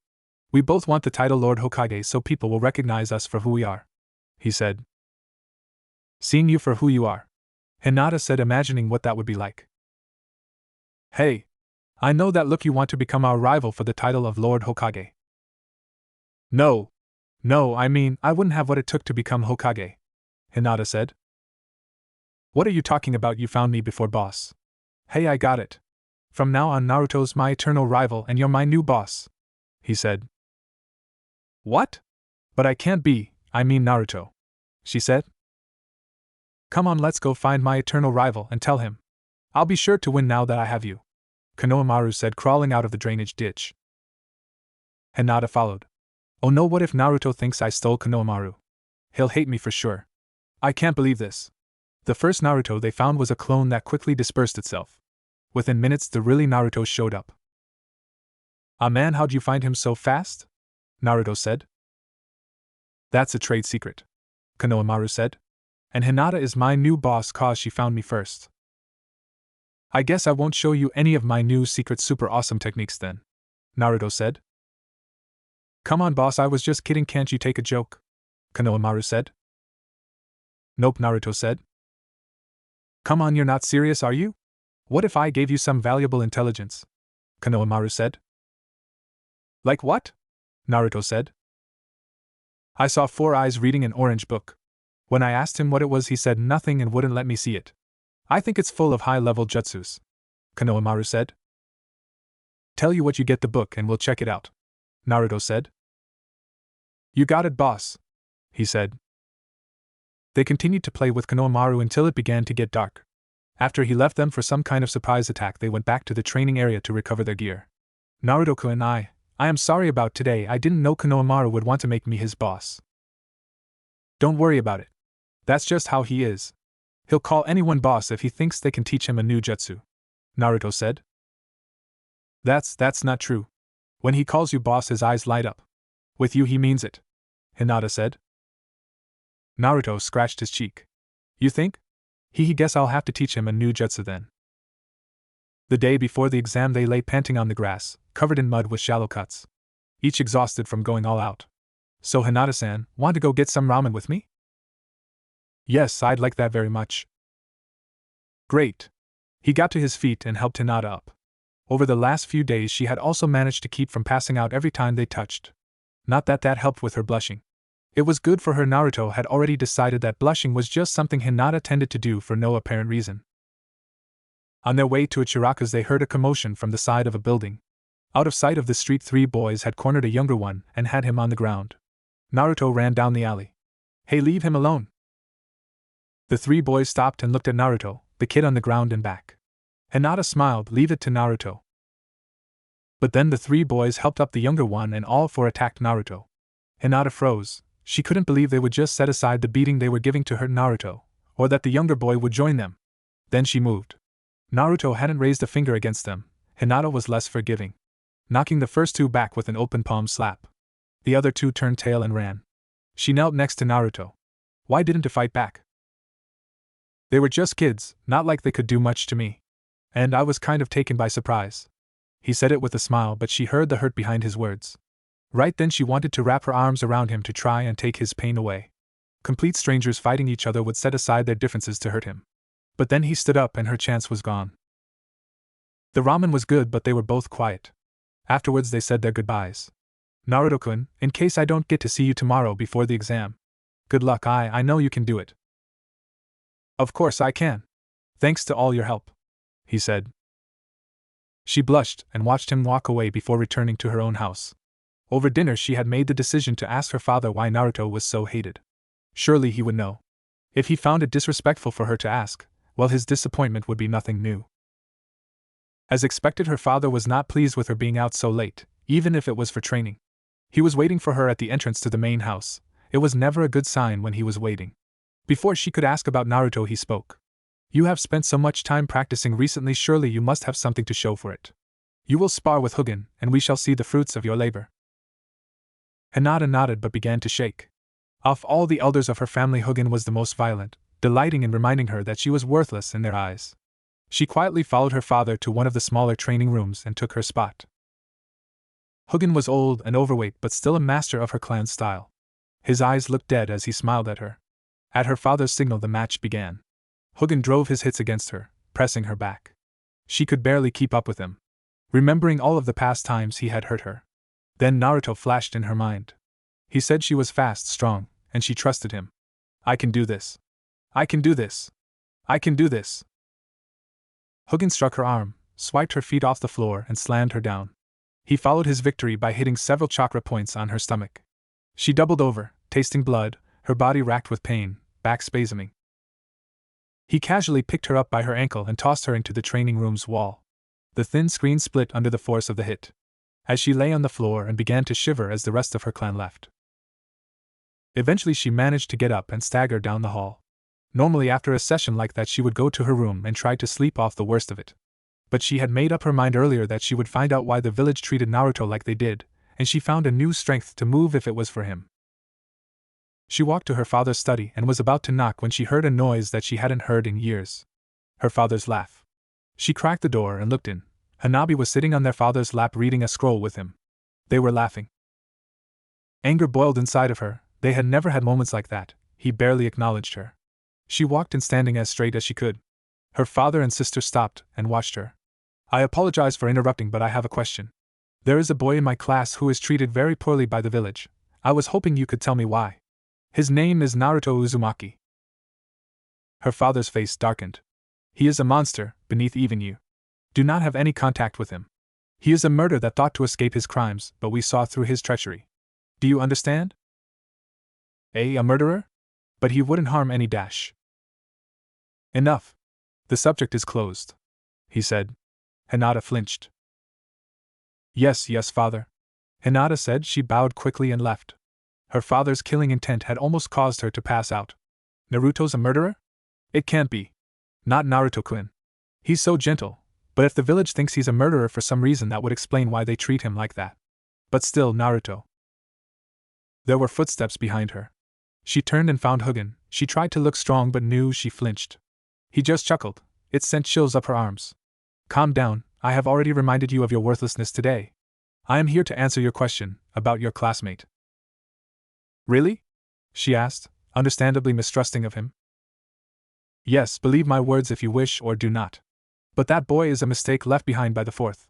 He is the human form of the demon fox, the Kyubi no Yoko. What? Hinata said. The fourth was not as strong as the stories lead us to believe. He could not kill the demon, instead he sealed it in a baby, Naruto. The third for some foolish reason has kept the creature alive. I suppose so he can be used as a weapon should the need arise. The older members of the village know this, and treat him like the monster he is. The younger ones have picked up on this and done accordingly, Hugin said. Naruto-kun is the Kyubi?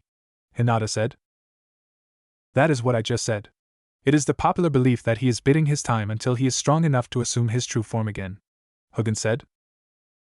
His true form? Hinata said. Yes, a giant fox with 9 tails it uses to create tidal waves and landslides. The very earth revolts against its presence. A creature of nothing but hate. It feels nothing else. But by all means associate with it. Perhaps when it reveals its true form it will have the decency to kill you so that you no longer embarrass us, Hugin said. Thank you for the warning, respected elder. Hinata said, bowing, then hurrying to her room. Naruto is the QB. Naruto didn't see Hinata before the exam. One by one the students' names were called and they left to be tested. When his name was called, Naruto walked into the testing room with his normal confidence. The instructors cringed when they saw him. To their surprise, though he did well, a few were impressed, more though wondered how and looked forward to the last 2 tests. They knew he couldn't pass them, they'd made sure of it. Alright, next make 3 shadow clones. They expected to see another half-dead monstrosity standing next to him. Instead they saw a pack of perfect duplicates, even they weren't sure which one was real. 2 instructors walked around the clones examining them from every angle for flaws. They were all surprised, and a few sickened to discover they were solid. Naruto released them. The instructors frowned, all except one. It didn't matter. The last part would put him in his place. Okay, final test, the art of transformation. You'll need to reproduce a perfect replica, but not of an instructor. Since you are clearly so good, you should have no trouble imitating Hinata Hyuga. He had picked the student that stood out the least. Even some of the instructors couldn't really remember what she looked like. Naruto just grinned and transformed into her. I hope this is acceptable, he said, trying to copy her speech and manners. The instructors were dumbfounded. They had her student picture brought in to check it against his transformation. Not that he minded, he felt great having passed the exam. He was sure he had gotten her just right. For some reason her features stood out in his mind. Naruto walked out the doors on cloud 9, holding his new headband. The instructors had spent forever making sure he hadn't somehow cheated. One was even convinced that he was really Hinata trying to cheat for Naruto. It didn't matter though, he was finally a ninja. And Iruka had even said that he'd gotten one of the highest scores of the day. Can you believe they let that thing become a ninja? I know, who would want that thing running around? Just a monster. Should be locked up. Locked up. Left for dead. Can't cut it. Have an accident. The whispered voices followed him as he went over to a tree to watch the families embrace their children after the exam. Naruto-kun. Hinata! I did it! He held up his headband, but the enthusiasm was gone from his voice. Congratulations. I did too, she said, showing him her identical headband. Would you want to go get some ramen? My treat. Won't your family miss you though? He said. No, I'm sure they won't, she said. The offer for free ramen perked Naruto up a little, and he was almost back to his normal self after showing Tucci and Im his headband. Afterwards they walked around the village. They didn't pay attention to where they were going, but eventually they ended up on a small bridge. Naruto stopped and looked at the water. Thanks, Hinata-chan. I was pretty bummed earlier. I overheard some of the villagers talking. Sometimes it seems like I can never prove myself to them. I just wish I knew why they hated me. Hinata was torn, she knew, but she didn't know if she should tell him. Naruto-kun, if someone knew why. No matter what, would you want to know? Of course I would, he said. Last night I asked the elders of my clan. They said. She took a deep breath and pushed it all out at once. It's because the village sees you as the Kyuubi. The fourth sealed it within you and they see you as its human form. Naruto laughed. But it was filled with such a crushing depression that it hit Hinata like a physical blow.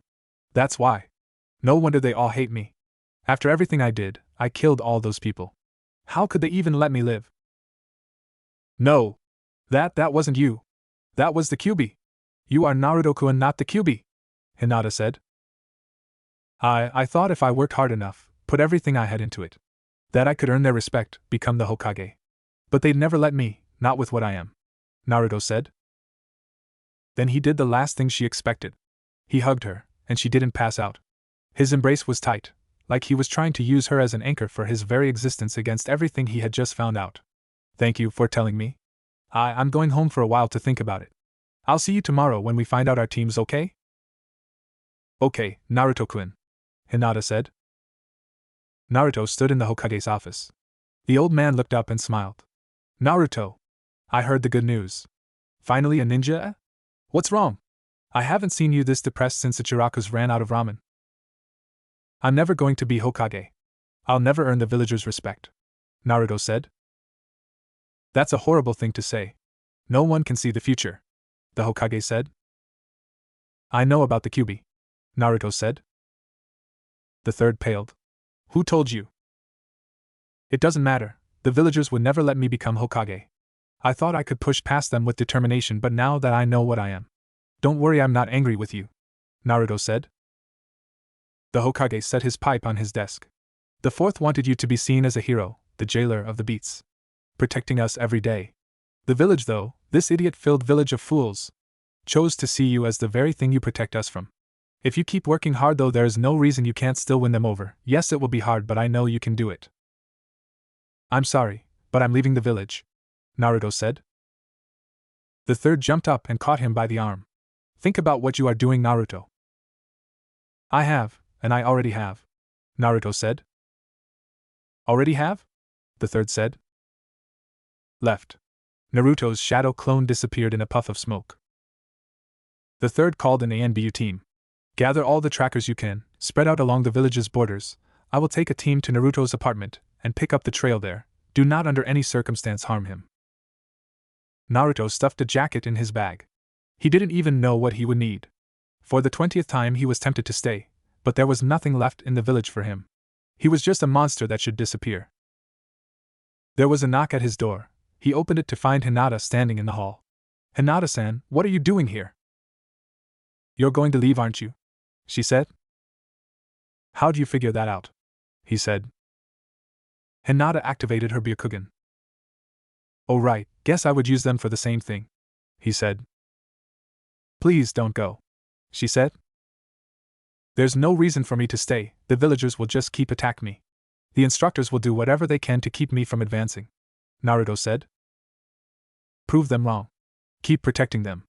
It doesn't matter if they're all against you. I'll help. I'll protect you from the villagers. I can't do much, but I'll do everything I can to make you happy, Hinata said. Thank you, but they just come after you too, Hinata-san. They might even try to kill you too. He turned back to his bag. Hinata wrapped her arms around his chest from behind, resting her head against his back. He couldn't move. For a second he wondered if she had pressed a chakra point, but he knew she hadn't. My family thinks I'm worthless. They gave up on me years ago. But you keep trying to help me. The way they treat me is nothing compared to how the villagers treat you, but you keep smiling. All I do is hide. But since we've been training together, I have been able to at least lift my head again. Just being near you makes me feel stronger. Without you, I'd have already fallen. I love you, Hinata said. Naruto was frozen. She loves me? Hinata-chan? For several long minutes they didn't move. Hinata was sure she had just broken things between them and waited for him to laugh at her, to tell her she was just a creepy weirdo. But that wouldn't matter. She had said it, she had finally done it, and she had no regrets. Finally Naruto spoke. I really don't know what to say. I don't know a lot about love, or anything like that. But I guess if I helped you out, then everything's been worth it so far. But I don't know. I don't know what I should do. If you leave, then I'm coming with you, Hinata said with as much conviction as she could muster. But your family, Naruto said. They are blood relatives, not a family to me. They are only a family when I'm not around. She let go of him and stepped back, pulling up her shit. Naruto's eyes widened in disbelief. Hinata's stomach was covered in deep circular bruises and a long one that ran from her hip up her side, making it hurt to move. They know that I've been training and wanted to see what I had learned. This is what he did to me, after he won. Anger rose in him. All his life he wanted a family, and here was one with a daughter as wonderful as Hinata, and this is what they did to her. Hinata touched Naruto's arm. If it wasn't for you, they gave up hope on me, and so did I. But when I'm with you I get a little stronger. And even if it's just a little bit, it's because of you. You've already done the impossible, making me stronger, so becoming Hokage should be a piece of cake. Naruto was torn. He wanted to leave, but a stronger part needed to stay. To find out what would happen with Hinata and help protect her from her so-called family. Hinata was trembling. She had used up everything she had, laid her heart before Naruto. It was too much, and she collapsed. Naruto caught her and laid her gently on his couch, then sat on the floor leaning against it, thinking. The Hokage and his team rushed into Naruto's apartment, and were surprised to find Hinata asleep on his couch. Along with Naruto leaning against it, one of her arms draped over his shoulder. The Hokage motioned for the others to leave the room, then knelt by Naruto. Naruto reached up and gently brushed Hinata's hand with his. I've changed my mind. Naruto, the paths the two of you have chosen will not be easy, but you can walk them. And I promise that before my time comes this village will see you as the hero you are. Believe it. He rested his head in his hands. Oh Kami, you've even got me doing that now.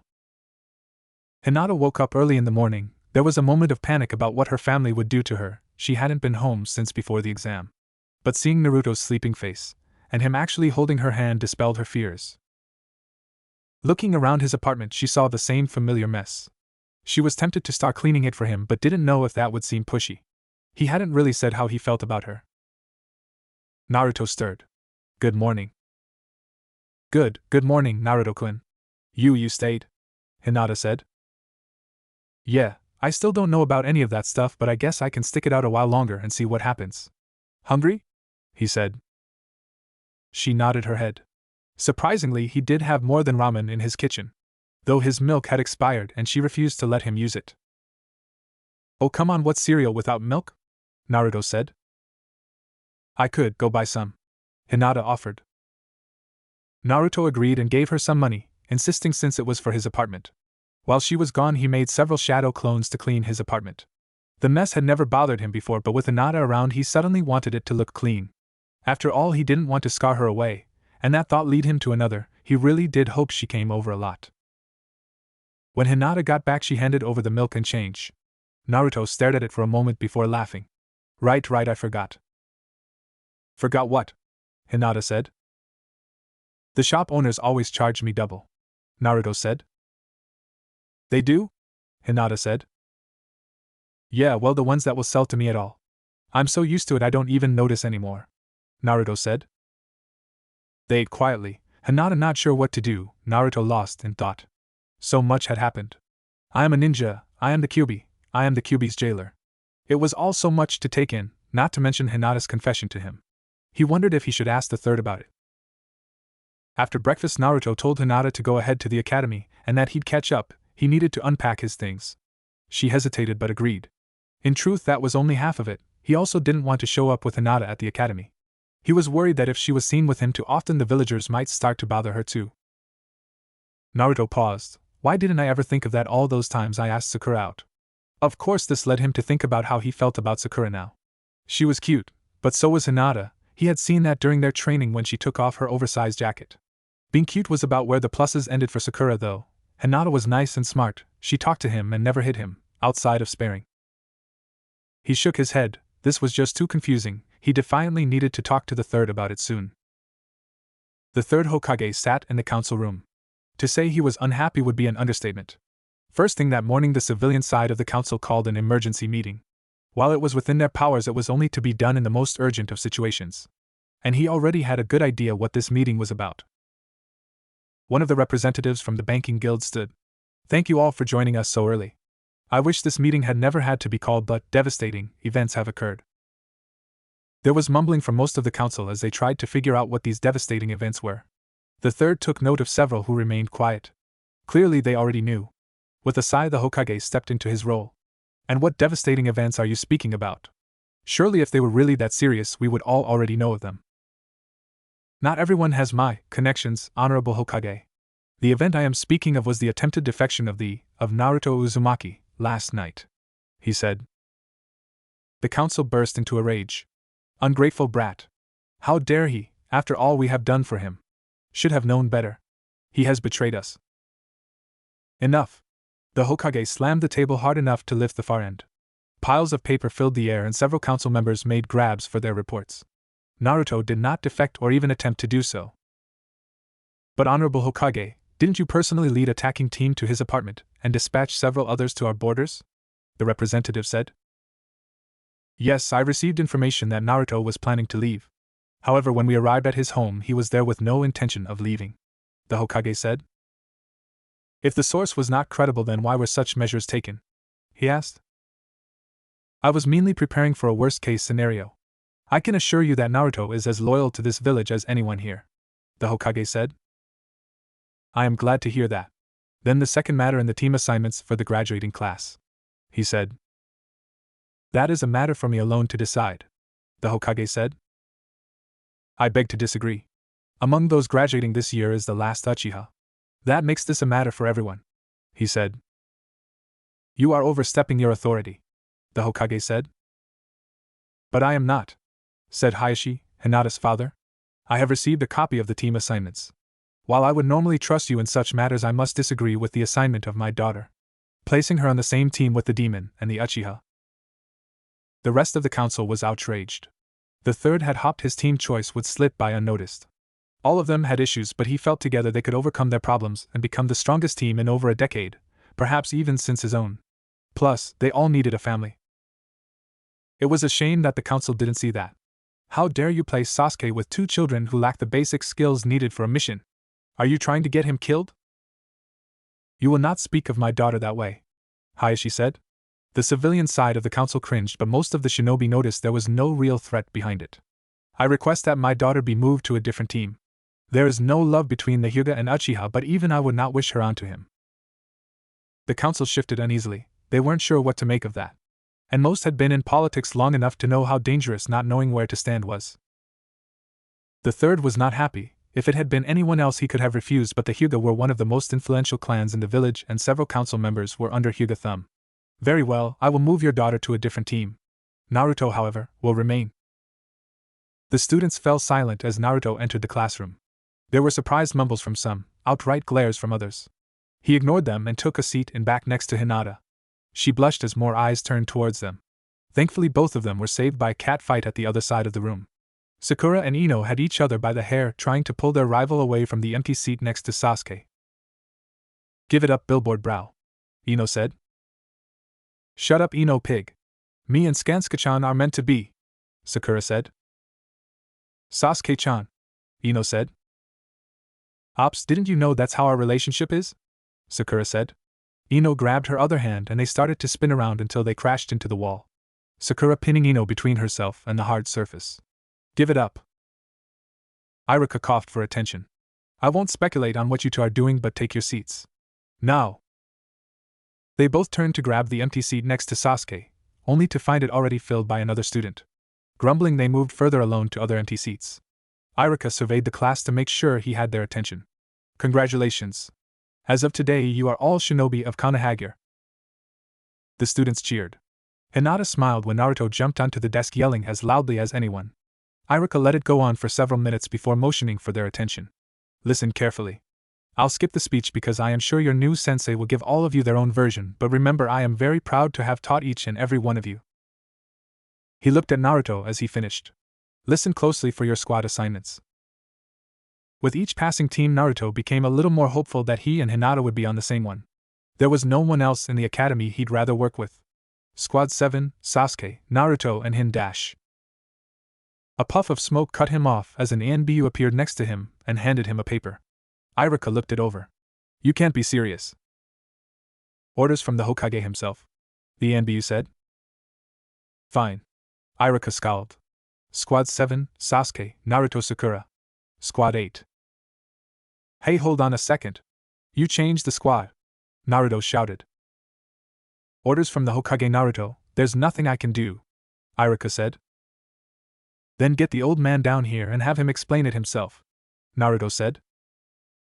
Naruto, show respect for the honorable Hokage, Iruka said. Oh, I'll show him something, I'll show him my. He was cut off as Hinata slapped her hand over his mouth and pulled him back into his seat. Sorry, Iruka-sensei, Hinata said. Thank you. As I was saying, Squad 8. Hinata, Kiba, Shino. The classroom was empty except for Squad 7. They had been told to wait for their new sensei, but that was over an hour ago.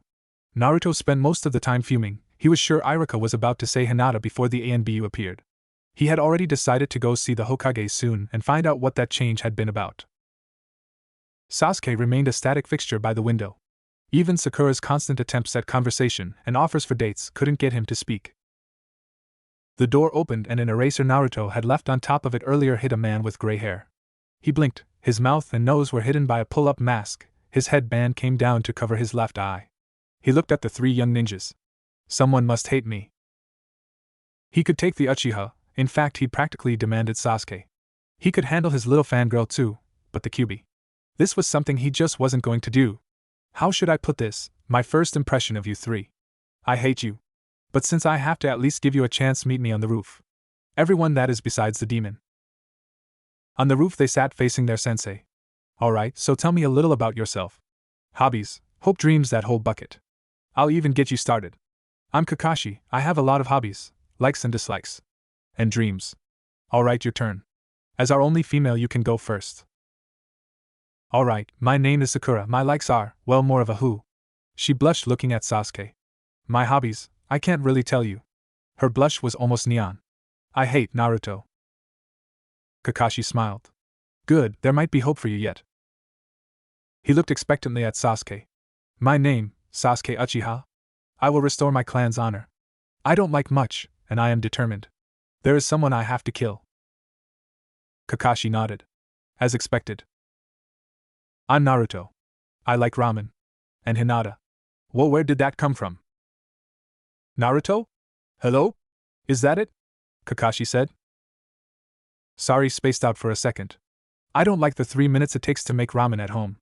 I will become the Hokage and earn the village's respect. Kakashi frowned.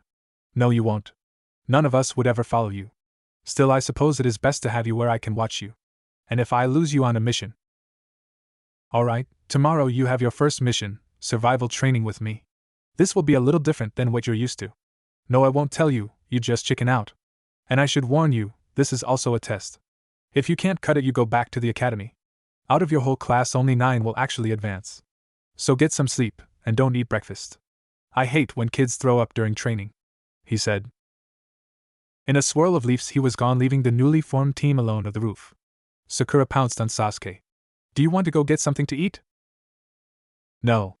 I'm going to go train, Sasuke said. Oh, great. I'll come too, Sakura said. Sasuke only grunted as she followed him like a lost puppy. Naruto still felt his old jealousy, but watching them he also felt a strange relief. He shook his head and walked back to his apartment, wondering how Hinata and her new team were doing. He didn't have to wonder long because she was waiting for him outside his apartment. Hinata-san, what are you doing here? I was wondering how you liked your new team, she said. It's okay, our sensei was really late. I wish we'd ended up on the same team, he said. You do? Oh my god, he wants us to be on the same team too. Yeah, you're a lot cooler than Sasuke. And all Sakura did today was glare at me. So how's your team? He said. He thinks I'm cooler than Sasuke. They nice. And Kurenai-sensei is very knowledgeable. So you want to come in and celebrate our teams? Naruto asked. Okay, she said and followed him in. All he had besides cereal though was instant ramen, so he set up 2 cups. When it was done, he raised his cup in a mock toast. To our teams and our first mission. To our teams, Hinata said. So Hinata-san, did your sensei mention anything about a test? Naruto said. Yes. Tomorrow we have to pass something or we have to go back to the academy. I'm nervous. What if I ruin it for my team? She said. You'll do fine. After all, we've practiced a lot and you're defiantly strong enough to handle anything the village can throw at you. Besides, you're the smartest girl I know, Naruto said. Naruto-kun, I'm really the only girl you know, she said. Oh yeah, well, I'm sure you're still the smartest, he said. Thank you, Naruto-kun. I need to be going. My family will be wondering where I've been, Hinata said. You know, if you wanted, you could stay here a while longer, Naruto said. I would like that. But I have to go home sometime, Hinata said, trying not to pass out from the offer. Oh, okay, right. Do you want me to walk you home? Naruto asked. All right, Hinata said. Whispers and dirty looks followed them as they walked down the street. Hinata could barely believe some of the things she heard. It seemed everyone thought that Naruto had only been made a genin so that he could accidentally die on a mission. Don't listen to them, Naruto-kun. Of course I won't. I'm going to become Hokage after all. So I can't go dying on a little D or C ranked mission. Hinata mimicked his excitement. Right. So Hinata-san, what's your dream? He said. My dream? She said. Yeah, I guess you don't have to tell me if you don't want to, he said. No. I never really thought about it. But I want to become stronger like you, she said. Like me? Well, no worries there. You're already as strong as me when we spar, he said. Thank you, Hinata said, stopping in front of a large gate. Well, this is where I live, she said. Wow. This place is huge. You actually live here? He said. Most of my clan does. Good luck tomorrow, Naruto-kun, she said. Thanks, you too. he said. Hinata had the urge to throw her arms around Naruto and hug him goodbye, but she knew several members of her clan were probably watching, so she resisted. Much to Naruto's disappointment. Naruto crouched on a training post. His stomach growled, a complaint at having skipped breakfast. They had been waiting 3 hours for their sensei. "Hey Sakura, can I ask you something?" "Like I could stop you," she said, angry that her time staring at Sasuke had been interrupted. "Okay, say someone you like offers to walk you home," he said. "Stop. I don't want you to walk me home," she said. "I wasn't, okay, say Sasuke offered to walk you home. What would you do when you got there?" he said. "Well, I'd offer to let him come in and we'd kiss and..." She looked away blushing. "Is that how it's supposed to go?" Naruto mumbled. "What are you blathering about?" she said.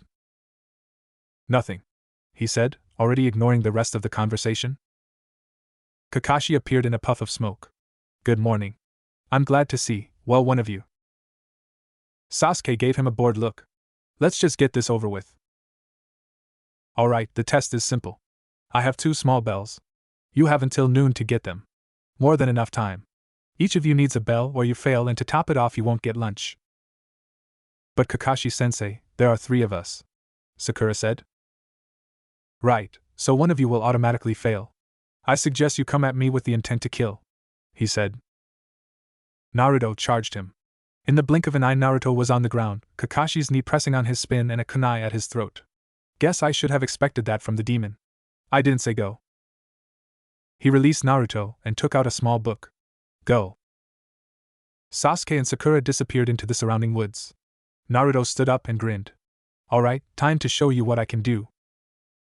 He charged Kakashi again. The Jonin sighed in boredom. "Maybe I can just break a leg or something and be done with him." He grabbed Naruto's arm and slammed him to the ground, caught him on the bounce and threw him into the forest. "With any luck he'll be gone until this is over." Naruto climbed out of the tree, rubbing his leg. "There's no way any of us can get those bells. Unless..." He quickly made several shadow clones to find Sasuke and Sakura. It didn't take long for him to find her. She was trampling through the forest, making more noise than a marching band. "Sakura." "What?" "I'm busy trying to find Sasuke," she said. "Listen, the only way we can get those bells if the 3 of us work together," he said. "You're just too weak to get one yourself. I'm sure Sasuke can handle this. You just want to tag along and grab one at the last minute. It's the only way you can pass this after all. Besides, if we work together there'll still only be 2 bells," she said. "We can figure that out after we get them," he said. "Yeah, right," Sakura said, punching him. She blinked in surprise when he disappeared in a puff of smoke. "Cool, wish that'd happen more often. Hope he doesn't come back soon." Naruto cringed when his clone was destroyed. It took half an hour for one of the others to find Sasuke along the edge of the woods watching Kakashi, who was still standing in the middle of the clearing reading his book. "No," Sasuke said. "I haven't said anything yet," Naruto said. "I know what you're going to say, but I don't need your help.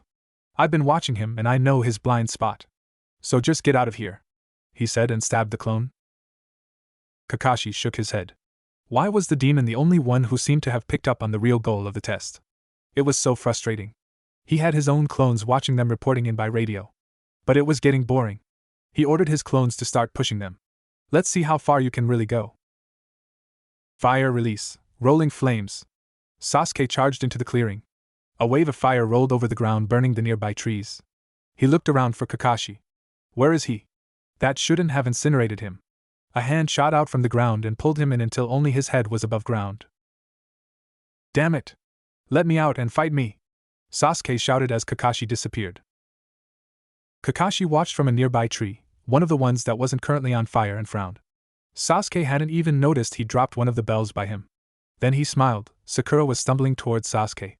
One of his clones had shown her a genjutsu of Sasuke impaled by kunai and throwing stars. This should be good. Sakura was covered in cuts from running aimlessly through the forest. When she stepped into the clearing, she saw Sasuke's head sitting on the ground, watching her. He gave her a bored look. "Yo." She fainted. "Hey! Wake up and dig me out," he shouted at her. Kakashi smiled. This was fun. He should have gotten students sooner. In the moment he relaxed, the kunai sailed towards his head. He spun just in time to avoid it and twisted around to see a flash of orange. Naruto. A second kunai came at him from behind again and sliced into his mask. Clever, you were disguised as the first one. He recovered and landed on the edge of the clearing. He was greeted by a grinning Naruto. Got you! A lucky shot hardly counts as getting me, Kakashi said. He rushed forward and punched Naruto in the stomach. Then grabbed his jacket and tossed him into a pond. Now that's getting someone. I wonder what would happen if you drowned. Naruto jumped out of the water and charged him. Kakashi sighed. He'd actually expected something. Guess you can't count on a demon to use anything but brute strength. He stuck out a foot and tripped him, watching Naruto roll. There was a series of splashes. Kakashi turned and saw several more Narutos leaping from the water and throwing kunais at him. He dodged and threw several of his own. All but one Naruto disappeared. The real Naruto cried out, and a kunai pierced his shoulder. He fell to the ground panting and pulled it out. Kakashi had another kunai in his hand. Guess that was his last hurrah. Fire release, Phoenix Sage Fire. Kakashi turned to see Sasuke freed from the earth. He was just distracting me so he could free Sasuke. Sasuke was making numerous smaller fireballs this time. Kakashi dodged the attack easily.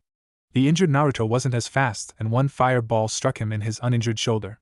He spun into the water. I suppose I should get on his case about injuring a teammate, but considering who it was, I think I'll let it slide. Kakashi pulled out a roll of ninja wire and quickly strung up Sasuke from a tree. Why won't you fight me? He ignored the genin and turned back to the pond where a soaked and panting Naruto was climbing out of the water. Time's almost up. Going to try another surprise attack? Kakashi said. Nah, I can't beat you in a head-on fight, but I still have one option, Naruto said. This should be good. What's he going to do? Threaten my family? Naruto bowed. Please give me one of the bells. Kakashi nearly fell over. If any other student had pulled that, he might have actually given them one, but this was the Kyuubi. So instead he tied Naruto to a training pole just as the timer went off. Time's up. Looks like no one got a bell. Let's see, the only one I want to pass is Sasuke. Sakura should go back to the academy. And Naruto. You'll need to be kicked out altogether. But, at this stage, teams pass or fail together. So all of you pass riding on Sasuke's coattails. Someone should tell Sakura when she wakes up. With that he disappeared. Hey, wait, someone untie me! Naruto shouted. Sasuke! Hey Sasuke, let me go, I dug you up. Get out on your own, Sasuke said. Hinata stood with Kiba and Shino. Akamaru, Kiba's faithful dog, sat on his head sniffing the light breeze. The training ground they were at was a mix of open fields and patches of trees. Their sensei looked over them approvingly. This test is fairly simple. I've adapted it from a Jonin training exercise. Because you will primarily be a tracking team, your goal today is to locate a tag identical to this one. She held up a slip of paper with pass written on it. I have hidden the tag somewhere within this training ground, and set up a few traps and trick along the way. While your ultimate goal will be to pass, for now just get as far in as you can. It should take you 3 months to retrieve the tag. Oh, and you only have an hour. Begin. Her image wavered and disappeared. Kiba looked at the now empty space with wide eyes. That was so cool. She's got to teach us that. It was only a simple genjutsu, Shino said. His insects had already confirmed she had never truly been there. We should go. Right, I'll find that tag in under an hour. Kiba and Akamaru charged into the nearest patch of trees. Shino turned to Hinata. I suppose we will have to explain that running into an unknown situation in a hostile territory is not a viable course of action. Yes, we should find him, Hinata said, ducking her head down. She found the silent insect user intimidating. I believe your Byakugan would be the quickest way to locate him, Shino said. Oh right, of course. Byakugan. She found Kiba pinned to the ground by a net with Akamaru trying to dig him out. Shino's insects had him cut out in seconds. That was a rash and careless move. Hey, we only have an hour, Kiba said. Yes. Which is why we should function as the team we were designed to be, Shino said. So what should we do, Bug Brain? Kiba said. Shino ignored the insult. Hinata, please check the area for the tag. All right. Thankfully their sensei had had them meet near the middle of the training ground, and she could see the whole area. I see 3 of them. I can't tell which one is real. Which is closest? Shino asked. North-northeast, 315 meters. Under a bush, Hinata said. Traps? Shino said. I can see several trip wires and 2 small explosive tags. I don't see any way around them, Hinata said. We can set the traps off from a safe distance, Shino said. Hey, you better not be planning to use Akamaru, Kiba said. My allies can take care of them with minimal risk. You should both be alert for hidden traps. Considering our sensei appears to favor genjutsu, she may have hidden traps from even Hinata's sight. Your ability to pick up on minute sense will be crucial, Shino said. Right. Let's get moving, team, Kiba said. They moved towards the first tag with him and Akamaru on point. Both Shino and Hinata were happy to let him play leader. They broke from the trees and crossed a large clearing. Kiba stopped sniffing the air. Fresh turned earth. Hinata see anything? A pitfall 5 meters ahead, another one to the left 6 meters and 2 more ahead and to the left, Hinata said. How did I miss those? If it wasn't for Kiba, we'd have already lost. I'm just dragging them down. I have to do better. My allies did not sense anything out of the ordinary. Hinata lead the way, Shino said. They moved cautiously across the field. There were more pitfalls the closer they got to the first tag. Shino's insects were able to safely trigger the traps by chewing through the trip wires. Several nets covered the ground and surrounding trees. When Hinata gave the all-clear, Kiba reached for the tag, but it dissolved in his hand. The second tag was directly south. There were fewer traps around the tag, which was located on a tree. Shino was becoming very uneasy as they drew closer to it. There had been only 2 trip wires so far. A clear path led to the tag. Shino held up a hand to stop them as his insects moved across the trees and ground, checking for hidden traps. One reported back a weak amount of chakra on one of the trees. Soon others were reporting the same. Explosive tags under a genjutsu. Hinata, can you determine their exact locations? Yes. I'll try. She looked closely. Now that she was looking for it, she could see a thin layer of chakra covering several spots on the trees ahead of them. I should have seen them. Stupid. What good are all-seeing eyes if you can't spot simple traps? If Shino and Kiba figure out how worthless I am, will they want me removed from the team? No, do what I can and push forward, just like Naruto. Second tree to the right, 3 meters up below the lowest branch. Third and fourth on the right. Both at the base. Fourth on the left, 2 together, a matter and a half up in the center. Sixth tree on the right near the 5th branch, just above the broken one. Alright, Akamaru, time to show them your precise targeting. Akamaru jumped off of Kiba's shoulder. Spinning in the air, he released a stream of urine. The path before them exploded. When the smoke cleared, Akamaru barked happily on the other side. Hinata confirmed that all the tags had been hit. Shino touched the tag and it dissolved. The last tag was to the northwest. They moved as quickly as they dared, avoiding the traps fairly well. Except Kiba, who found himself in another net. As they approached the third tag, which was stuck to a rock in the middle of a clearing, they slowed down, checking for hidden traps. But there was nothing noticeable, anywhere. A red flag for any ninja. They crouched on the edge of the clearing. There were only 5 minutes left. Shino was not happy about the lack of obstacles. Clearly this tag was being guarded by something on an entirely different level from the others. Kiba, do you smell anything? No, nothing. Literally, the whole area's been covered in some kind of scent neutralizer. It's creepy, Kiba said. Hinata? Shino said. Hinata activated her Byakugan, and couldn't see anything. The entire clearing seemed to be covered in fog. But when she deactivated them, it was gone. There's some kind of fog blocking my view. I'm sorry, I can't see through it. Without my Byakugan, I'm nothing. What would Naruto do? A genjutsu that is only visible to the Byakugan and can block it. That must be extremely high level. My allies sense chakra covering the clearing but can't pinpoint its location. We are effectively blind, Shino said. So what are we supposed to do? We've only got 4 minutes left, Kiba said. Even if this tag is another fake, we won't have time to find the real one. I suggest we hold nothing in reserve. Charge the stone in 3 separate paths. Excuse me, 4. Touch the ground as little as possible, and do not stop for anything, Shino said. They nodded and broke from their cover. Kiba and Akamaru were first, then Shino, and a second later Hinata. Kiba ran to the right and curved towards the rock. Akamaru did the same but skirted the edge of the clearing. Kiba was several meters out when roots burst from the ground, tangling his feet and tripping him. He tried to cut them, but more grew to replace the ones he got. Akamaru saw him go down and rushed to help, becoming trapped in the genjutsu himself. Shino took the direct path, heading straight for the rock. He was almost halfway there, moving in a series of jumps. Fire encircled him. The heat was intense but just within his tolerance.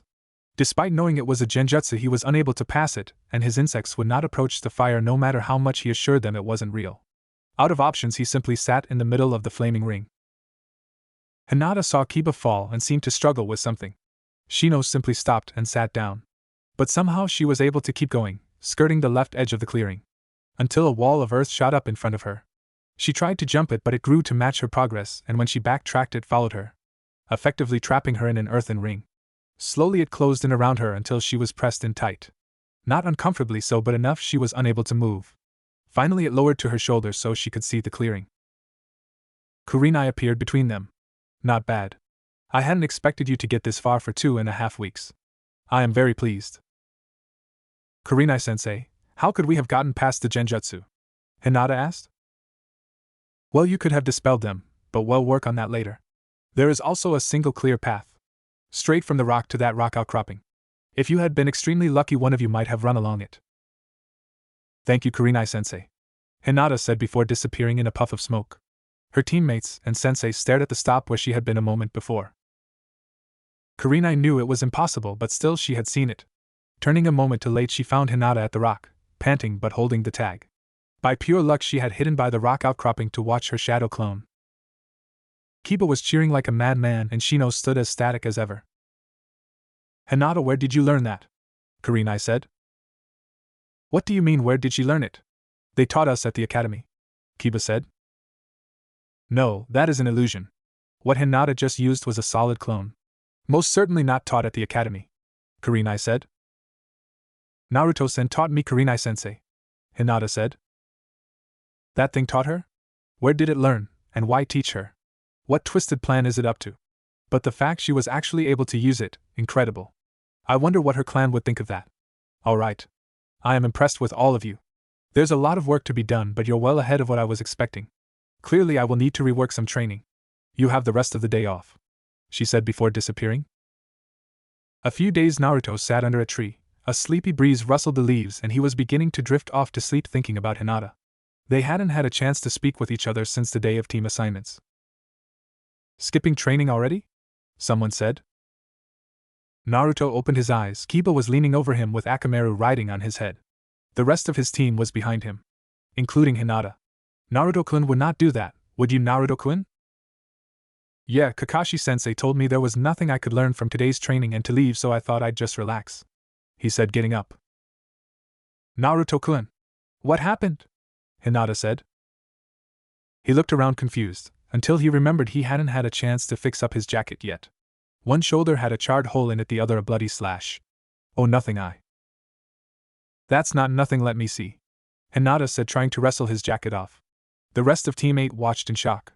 She had barely been able to say 2 sentences to them, and here she was practically stripping Naruto in the middle of the training grounds. Kurenai shook her head.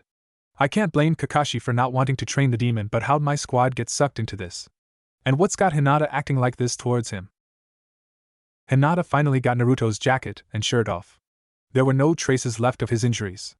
See, Hinata-chan. Just got a little roughed up during our test, I'm fine. Can I have my clothes back? His clothes?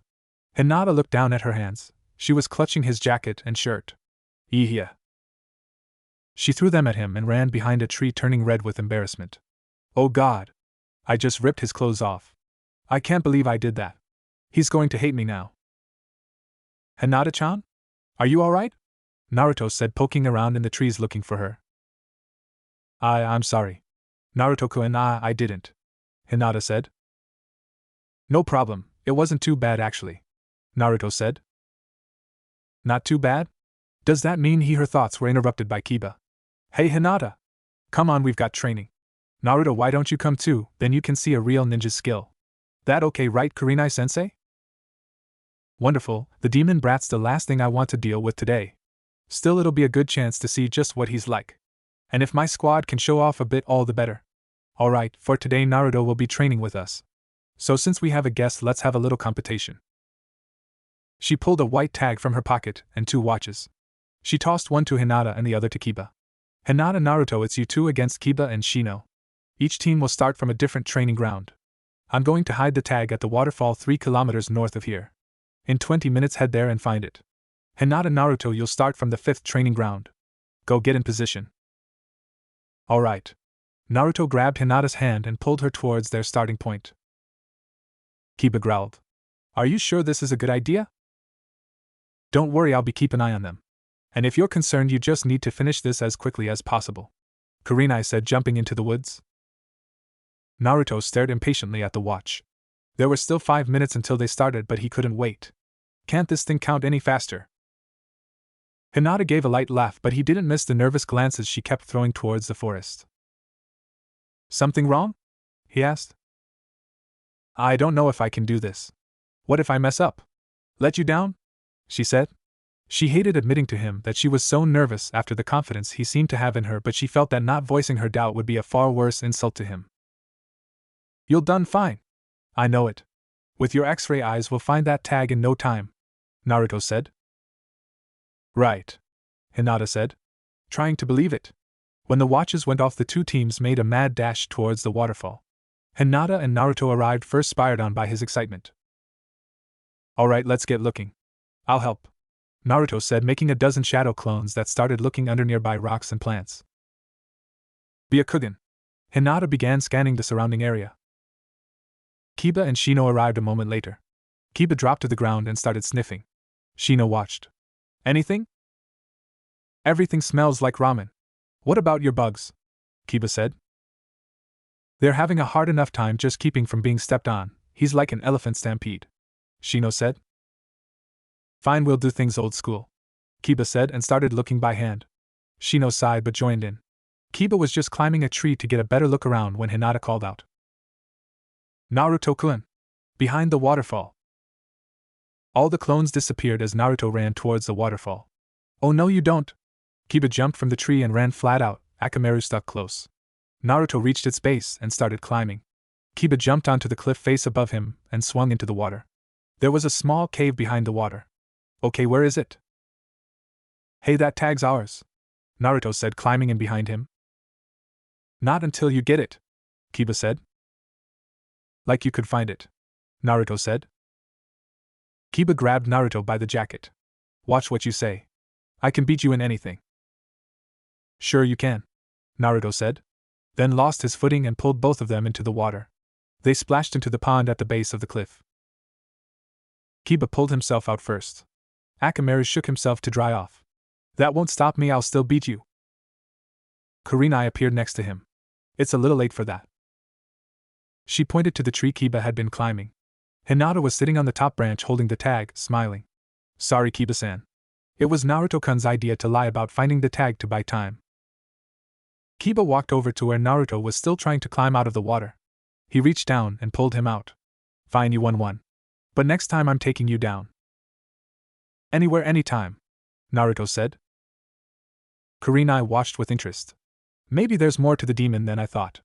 At least he can use his mind for more than pranks and trouble. Alright, that was a good tracking exercise. Let's move on to some sparring. Hinata, Kiba, you're up first. They took their positions. I won't hold back, Hinata. Right, she said. Kiba charged her. Hinata blocked his first attack and even managed to counter. He was impressed. She actually had the upper hand for the first few strikes. Then she missed a block and began to retreat. In just a few more exchanges, he had her pressed against a tree. He swept her feet out from under her and held the kunai to her throat. You're really improving. Hey, Hinata-chan. Why were you taking it easy on him? Naruto said. Kiba glared at him. What are you yelling about? I'll show you, he said, taking position to spar with Hinata. Just like always. Okay, she said, sliding into her stance. Naruto attacked, holding back until she fell into her normal rhythm. Their movements speed up until their kunais were a blur. Naruto made a shadow clone and they charged her. Hinata didn't retreat this time. She ran forwards, sliding between them. She threw her kunai through the clone and hit the real Naruto's leg, sending him into a tumble. He jumped back to his feet and found a kunai in front of his face. I win, Naruto-kun. Whoop! Way to go, Hinata-chan! Naruto shouted. Kiba, Shino, and Kurenai stared in astonishment. Hinata had just fought on an entirely different level than any of them had ever seen before from her. I don't know why she responds that way with the demon, but I should keep any eye on him from now on. If this keeps up, she may actually prove her stuck-up clan wrong. Hinata's teammates ran toward her. That was amazing! Why didn't you fight like that with me just now? I didn't, I mean, she said, searching for an answer. Kiba threw his arm around her shoulder. Whatever. Who knew you had it in you? Alright everyone, to celebrate our little Hinata kicking Naturos, but I'm treating everyone to dinner, Kurenai said. As they were making their way back towards the village, Naruto talked with Hinata about what he was going to get if they went to this restaurant, or that one. Shino fell into step with Kiba. I thought you did not trust him. I don't, but that was a good plan he had. And well, have you ever seen Hinata smile like that? Or fight like that? Kiba said. No, it was surprising, Shino said. Yeah. If he can bring that out of Hinata, I'll tolerate him for now, Kiba said. He does seem to have a way of bringing out people's best. Not just Hinata, Shino said. Huh? What are you talking about? Kiba said. You seem to be trying harder than normal today, Shino said. What are you talking about? I think those bugs of yours finally ate your brain, Kiba said. Did you notice he was calling her Hinata-chan? I did, Shino said. Should we be worried about that? He doesn't have the best reputation, Kiba said. I do not believe it is any of our business right now. We should not get involved unless it becomes an issue for the team. Also, I believe it is due in greater part to Hinata herself. My allies have been picking up several pheromones, Shino said. Kiba blushed. Yeah, I noticed them too. Kurenai led them to a restaurant. The owner greeted them at the door. Welcome. Right this way, we have an open. He stopped when he saw Naruto. Hey, you get out of here. You're not welcome. He shoved Naruto back out the door. But Naruto-kun. Hinata reached for him, but Shino held her back, interested in observing their sensei's reaction. Kurenai frowned. What will you do now, demon? Naruto looked at the ground, then gave them a big, cheesy grin. It's alright, enjoy your dinner, guys. He turned to leave, but Kurenai grabbed his jacket. Naruto is a shinobi of this village, and will be treated with the respect of such. Like hell I will, that demon has no place here. And I ain't gonna let some bitch that never should have become a ninja tell me otherwise. What did you say? Kurenai asked, debating if it would be inappropriate to deal with him in front of her students. I said I ain't gonna let some bitch that slept her way to her position tell me what to do. He was cut off as Naruto struck him in the gut. He doubled over. Shut the hell up, Naruto said. Damn you brat. Die. The owner drew a butcher knife and swung at Naruto's throat. Naruto stepped backward and grabbed his own kunai to defend himself with, but never got the chance. Akamaru jumped from Kiba's head and bit the hand holding the weapon. The owner cried out in pain and dropped the knife. Kiba grabbed his other hand. Hinata grabbed the knife. The air filled with an angry buzz and dozens of small insects swarmed over the owner's legs. Enough, Kurenai said, making sure Hinata still had the knife. Kiba and Akamaru let go of the man. Akamaru waited until the insects had left before peeing on the owner's shoes. The man glared at them. You brats and bitches made a big mistake. Kurenai had a kunai knife at his throat. No, you did. You attacked a shinobi of this village. You'll be lucky if you're left with a few coins after I inform the third about this. He scrambled back into the restaurant and slammed the door. Kurenai turned towards her students. All of you, what was that? What, he started it, Kiba said. I don't want to hear from you yet, Kiba. Naruto. Why did you attack him? Why? Didn't you hear what he said about you? Naruto said. He was angry over what the owner said about me? That's why you attacked him? Not because he called you a demon? She said. Nah, I'm used to that, Naruto said. He was so casual about it. Kurenai had little doubt it was the truth. I see, and the rest of you? She asked. Cause of what he said about you, Naruto just got to him first, Kiba said. He pulled a weapon on Naruto-kun, Hinata said. He threatened my teammates, sensei and a fellow shinobi, Shino said. Alright, I should really lecture all of you about what you did, but I'll let it slide this time. Come on, I still owe you a dinner, she said, leading the way to a barbecue restaurant a few blocks away.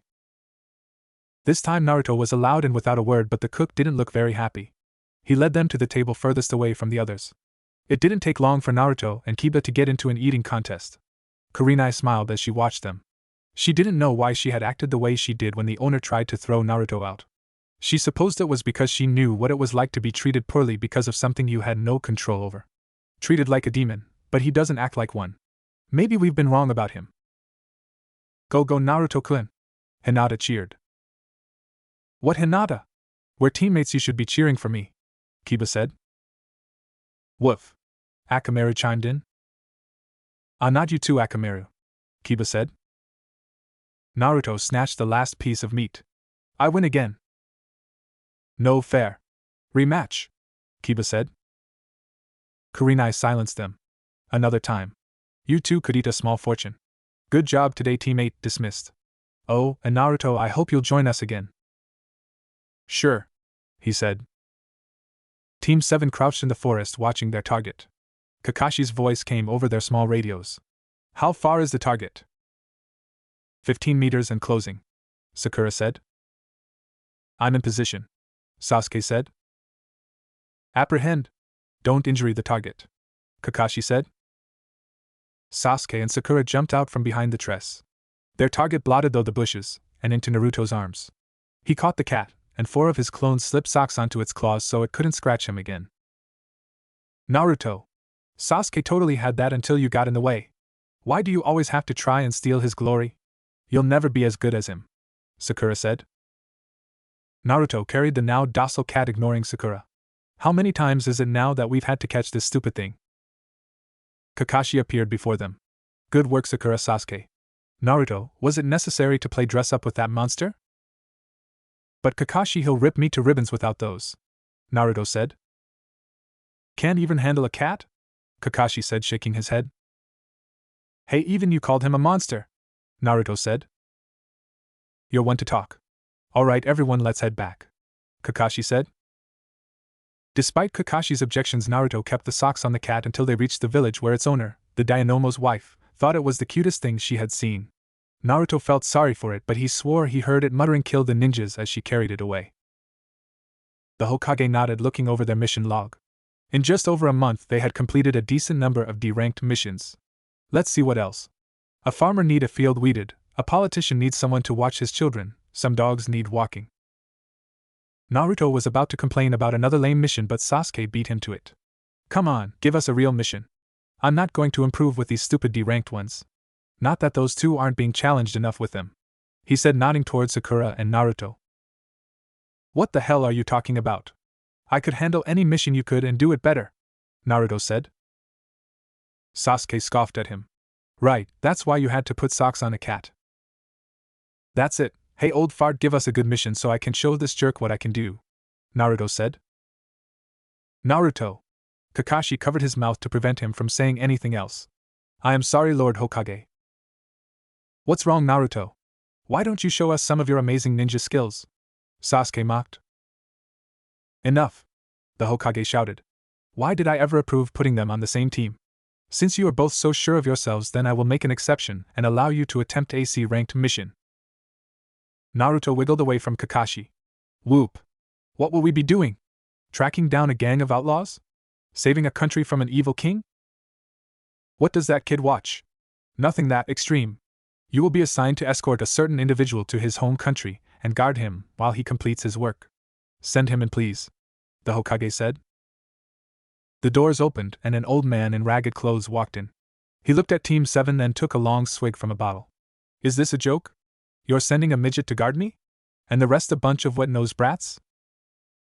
Naruto chuckled. Midget? Is he talking about Sasuke or Sakura? When he checked, though, he was the shortest. I'll kill him. Kakashi grabbed him. No, Naruto. You can't kill the client.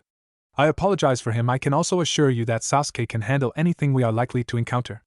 But I will also be accompanying you, and I am an elite ninja. Whatever. I ain't paying extra if one of those brats does something stupid and gets themselves killed, he said. Alright team, we leave in an hour, go get ready, Kakashi said. Naruto ran towards his apartment, eager to grab his gear.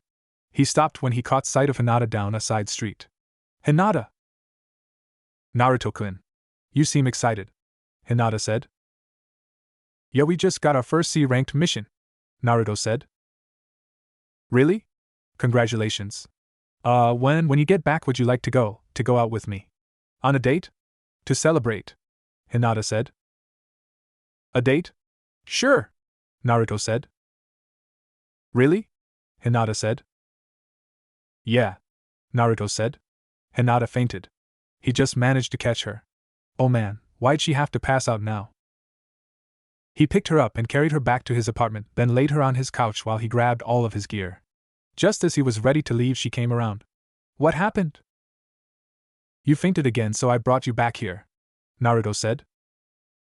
Sorry, Hinata said. It's not a big deal. Glad you woke up, though I need to meet the rest of my team at the gates, Naruto said. All right. Hinata hesitated, then leaned over and kissed Naruto's cheek. For luck. She barely managed to run from his apartment without fainting. Naruto touched his cheek. He felt a lingering warmth. For one of the only times in his life he felt a deep calming happiness. Naruto was the last to arrive at the gates. Sakura glared at him. Finally! Can't you be on time for once? Even Kakashi-sensei made it here before you. Sorry. Something came up I had to take care of, Naruto said. Well, now that we are all here, let's get going. Sasuke point. Naruto, Sakura guard Tazuna, I'll take the rear. They fell into formation. Several hours of walking later and Naruto was getting bored. He had expected a C-ranked mission to be more exciting. Even chasing that darn cat was better than this. Not that he would have been able to focus on even that. His mind kept returning to Hinata and the kiss she had given him. Hey Sakura. What would you want to do on a date? Naruto.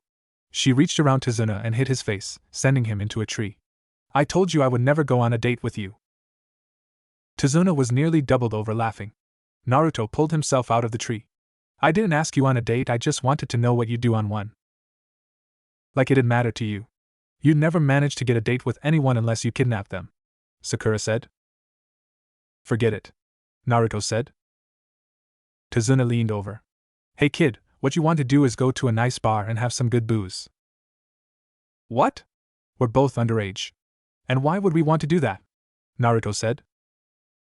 He just laughed. Trust me. Tazuna took another swig from his bottle. Naruto nearly gagged on the smell. Hey Sasuke. If anything happens, make sure you don't use any fire jutsu near this guy. He'll probably just explode. Whatever, Sasuke said.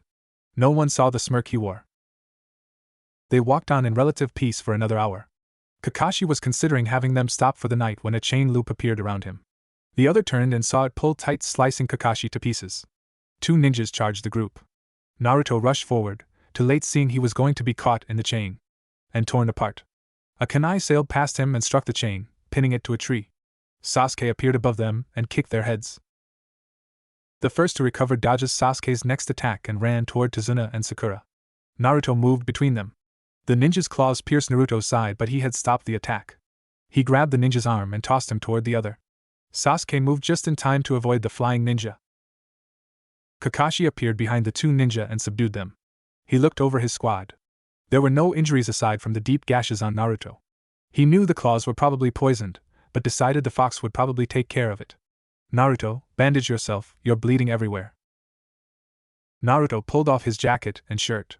Sakura came over and helped him wrap the bandages. Thanks. Well, if you kept bleeding like that, it'd give the village a bad name, Sakura said. Kakashi stared at Tazuna. All right, old man, I think you had better tell us what's really going on. These are missing Nin. And their target was clearly you. Fine, I may have a crime boss after me, Tazuna said. You should have told us. This would have been classified as at least a B-ranked mission. Probably an A. My country's poor. Without the bridge I'm building, it'll die. That crime boss owns the local shipping trade, he's bleeding us dry. And so since you couldn't afford the proper protection, you lied about the mission. That is terms for cancellation of the contract. But I have to get home and finish the bridge, Tazuna said. Well team, what do you think? Kakashi said, looking them over. He and Sasuke could probably handle the mission if these two were the worst they had to deal with. But he doubted they would be. Sakura had frozen, so she wouldn't be much help. And Naruto had been surprisingly useful. Even if it was only as a shield. If the mission continued, he might actually be rid of the demon. Naruto jumped up and winced. What are you talking about? We can do this blindfolded. Besides, he needs our help. Well, yes, but you're missing the point. We aren't prepared for this mission because he lied to us about what it would be like. Speak for yourself. I'm always as prepared as I can be. Besides, a mission can turn around at any time. That's no excuse for abandoning it. I suppose, Kakashi said. So the demon actually remembered something from the academy. Will wonders never end? Kakashi-sensei, I think we should continue as well, Sakura said. There's no point in dropping such an easy mission, Sasuke said. Alright, we will continue on then, but I'm sending word back to the village so they can send support. Standard procedure in cases like these, Kakashi said. The Hokage looked at the village. It was so peaceful. One of his aides ran towards him. Sir, we have news about Squad 7. Oh? They shouldn't be back yet, he said. They aren't. But Kakashi sent you a request for support, the aide said. Support? For AC-ranked mission? He took the letter and read it over. This is not good. Who do we have available? The Hokage said. I am afraid not many at the moment. The only ones who are not current occupied are Squad 8, the aide said. Send them. Give Kurenai instruction that they are to be pulled back if the situation become dire, the Hokage said. She won't be happy about that, sir, the aide said. No, but she will do it, the Hokage said. Team 7 looked at the mist that had closed in around them. They were passing under the shadow of the bridge. The small boat they were in glided silently. The engine had been cut to avoid unnecessary noise. When they reached a small dock, Tazuna thanked the boat operator, and they walked towards his home. Naruto had a kunai in his hand, trying to look in every direction. Kakashi sighed. Naruto, stop being so twitchy. But I think I heard something in those bushes, Naruto said. It was nothing, Naruto, Kakashi said. Then charged the bushes. He held up a rabbit. I stand corrected. You have just saved us from a monster worse than the Kyuubi. He released the animal and they continued on. Down, Kakashi said. They dropped to the ground as a giant sword flew over their head, embedding itself in a tree. A man stood on its hilt. Kakashi watched him. If it isn't Momochi Zabuza, the little traitor from the mist. Naruto got ready to attack, but Kakashi held him back.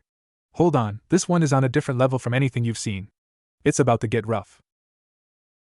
Kakashi of the Sharingan? If you wouldn't mind giving the old man to me? Zabuza said. Everyone. Guard Tazuna, Kakashi said, raising his headband. Naruto stared at his eye. It was red with 3 small marks in it. What's up with his eye? Naruto said. That's the Sharingan, Sasuke said. It can see through and copy any ninjutsu. Indeed. It is said Kakashi has copied over 1,000 ninjutsus, Zabuza said. Don't let down your guard. Zabuza is as bad as they come, Kakashi said. Ah, you heard about my little fun then?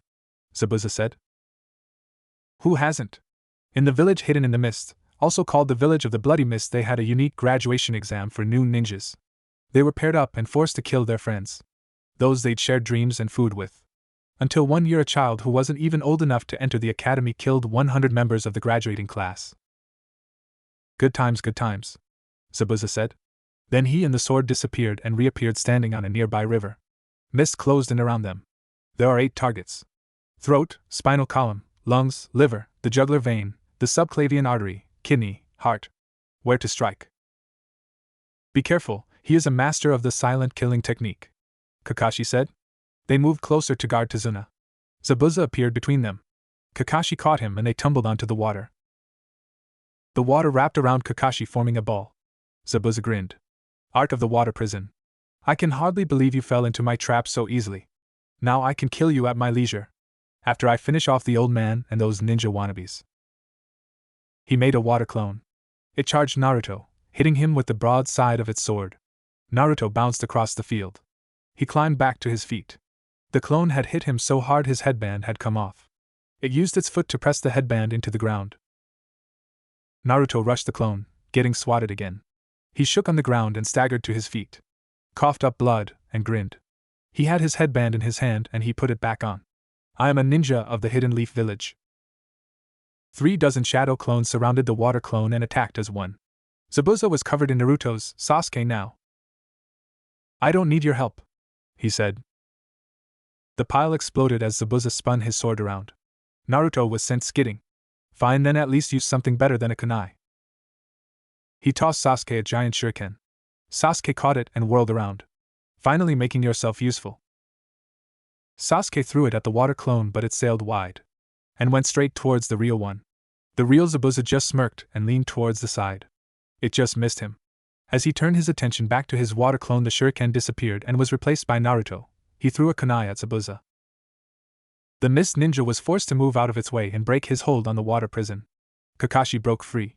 In that same instant, Sasuke realized what had happened. Damn it, the dead last tricked me. He moved to the water clone. Grand Fireball Jutsu. It disappeared in a cloud of hissing steam. Kakashi mimicked Zabuza's jutsu. Finishing a moment sooner, the mist ninja was struck by the full force of a water dragon tsunami and hurled against a tree.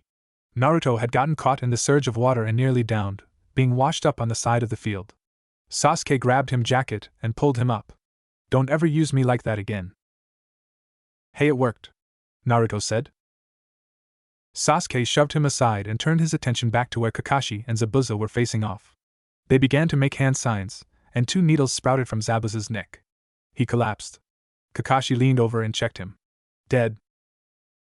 They all looked up and saw a masked ninja standing in the tree.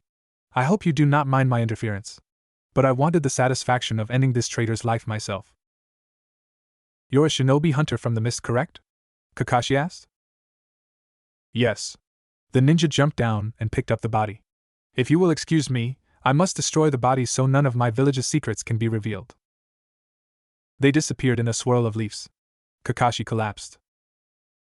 Kakashi-sensei, Sakura said. They rushed to him. It's all right, just overuse the Sharingan, he said. They carried him the rest of the way to Tezuna's house. The next morning he was well enough to move around with the help of crutches. He led them into the forest, stopping by several large trees. All right, today we're going to start a new training exercise. Tree climbing. Tree climbing, Kakashi-sensei? Sakura asked. Yes. But you can't use your hands. Watch. He walked towards one of the trees and up its trunk as if it was laying on the ground. Then onto a branch upside down. This will help you control your chakra. You have to focus your chakra at the bottom of your feet. Too little and you fall, too much and it's like a spring. He threw 3 kunais to the ground. The best way to learn is to do. Score the bark at the highest point you can climb to. The goal is to get a little higher each time. Once you have the basic principle of chakra control down, no jutsu should ever be beyond you. Alright. Naruto grabbed a kunai and ran at a tree. His foot hit the trunk, and he fell on his backside. Sasuke ran up the side of his own tree, making it 4 meters before springboarding off. Kakashi smiled at Naruto's struggle and Sasuke's progress. He glanced at Sakura to see how she was coming along. But she was gone. That was easier than I thought, Sakura said. The 3 of them looked up to see Sakura sitting at the top of a tree. Looks like even our fangirl has a few surprises. Whoop, way to go, Sakura, Naruto said. Her shoulders sagged. I wanted Sasuke to notice me, but as usual only Naruto cares. Several hours later they all lay panting on the ground. Kakashi had told Sakura to continue to do the exercise for as long as she could. Sasuke had made noticeable progress, gaining another 2 meters. Naruto, on the other hand, had made no progress beyond 1.5 meters. Damn it! She grinned. Now he'll get frustrated and quiet like always. She was surprised when he came over to her instead. Hey Sakura, could you help me? Naruto said. No way, figure it out on your own, Sakura said. Near sunset, Sasuke walked over to where Naruto was taking a break, his legs wobbling. Show me how to do that clone technique of yours. They weren't the phantoms we learned in the academy. Naruto was shocked. He never thought Sasuke would ask him for anything. But this was a golden chance. Alright, if you show me how to do one of those fire jutsus you have. Sakura had been watching them from behind a tree, more or less spying on Sasuke. Naruto! That's rude. We're all on the same team and should help each other. What? We'd each learn a new useful jutsu. So what do you say, Sasuke? Naruto said. Sasuke laughed. Me? Teach you? You don't deserve any of my clan's techniques. And you should be begging to teach me. Why? 'Cause you're a Uchiha? Naruto said. Exactly. Now show me, Sasuke said. No way, Naruto said. Fine, I'll learn it another way. He stomped off to find Kakashi. Naruto climbed to his feet and gave the tree another try. This time he actually managed to make it past his last mark and kept going. Until a kunai flew between his foot and the trunk. When he stepped on it he fell, not even managing to mark the height. He winced when he hit the ground, then looked over to see a smirking Sasuke. Sorry, must have slipped. I'll get you for that, Naruto said. Sure you will dead last, Sasuke said. Sakura frowned. Sasuke, wasn't that taking things a little too far? Sasuke found Kakashi reading under a tree. Their sensei glanced up at him. Teach me some useful jutsu. Like that clone one of Naruto's, Sasuke said. Oddly enough, of all the jutsus I've copied, that was never one of them. Not too many people know how to use it, Kakashi said. Then make that dead last show me. I'm a Uchiha and should know such powerful techniques, Sasuke said. Kakashi got up. I suppose it would be useful for you to know.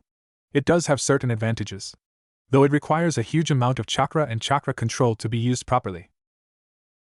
If dead last knows it, I'll have no problem, Sasuke said. Absolutely not, Naruto said to Kakashi's request. Come now, Naruto, you're being unreasonable. We're all a team and need to help each other, Kakashi said. So? I offered to show him if he'd show me one of those fire jutsus he's always using. Heck, I'll even settle for you teaching me one, Naruto said. Right now, with your chakra control, you wouldn't be able to do most of my jutsus. So why don't you show Sasuke now, and when you improve I'll show you something alright? Why does this demon have to make things so difficult for me? Of course I can't teach him any of my jutsus anyways. There's no way I'd give him that kind of power. Fine then, he can wait until you think I'm good enough, Naruto said.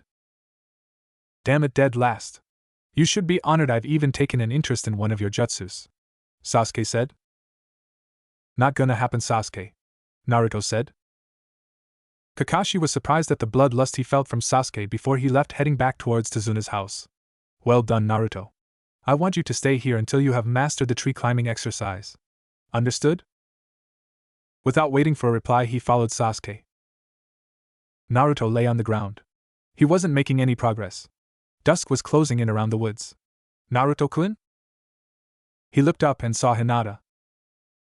Must have hit my head harder than I thought, Naruto said. She crouched next to him. Are you alright? Yeah, fine. What are you doing here? Naruto said. Kakashi-sensei sent a request for a support team and my squad we were the only ones available. What are you doing out here alone? Hinata asked.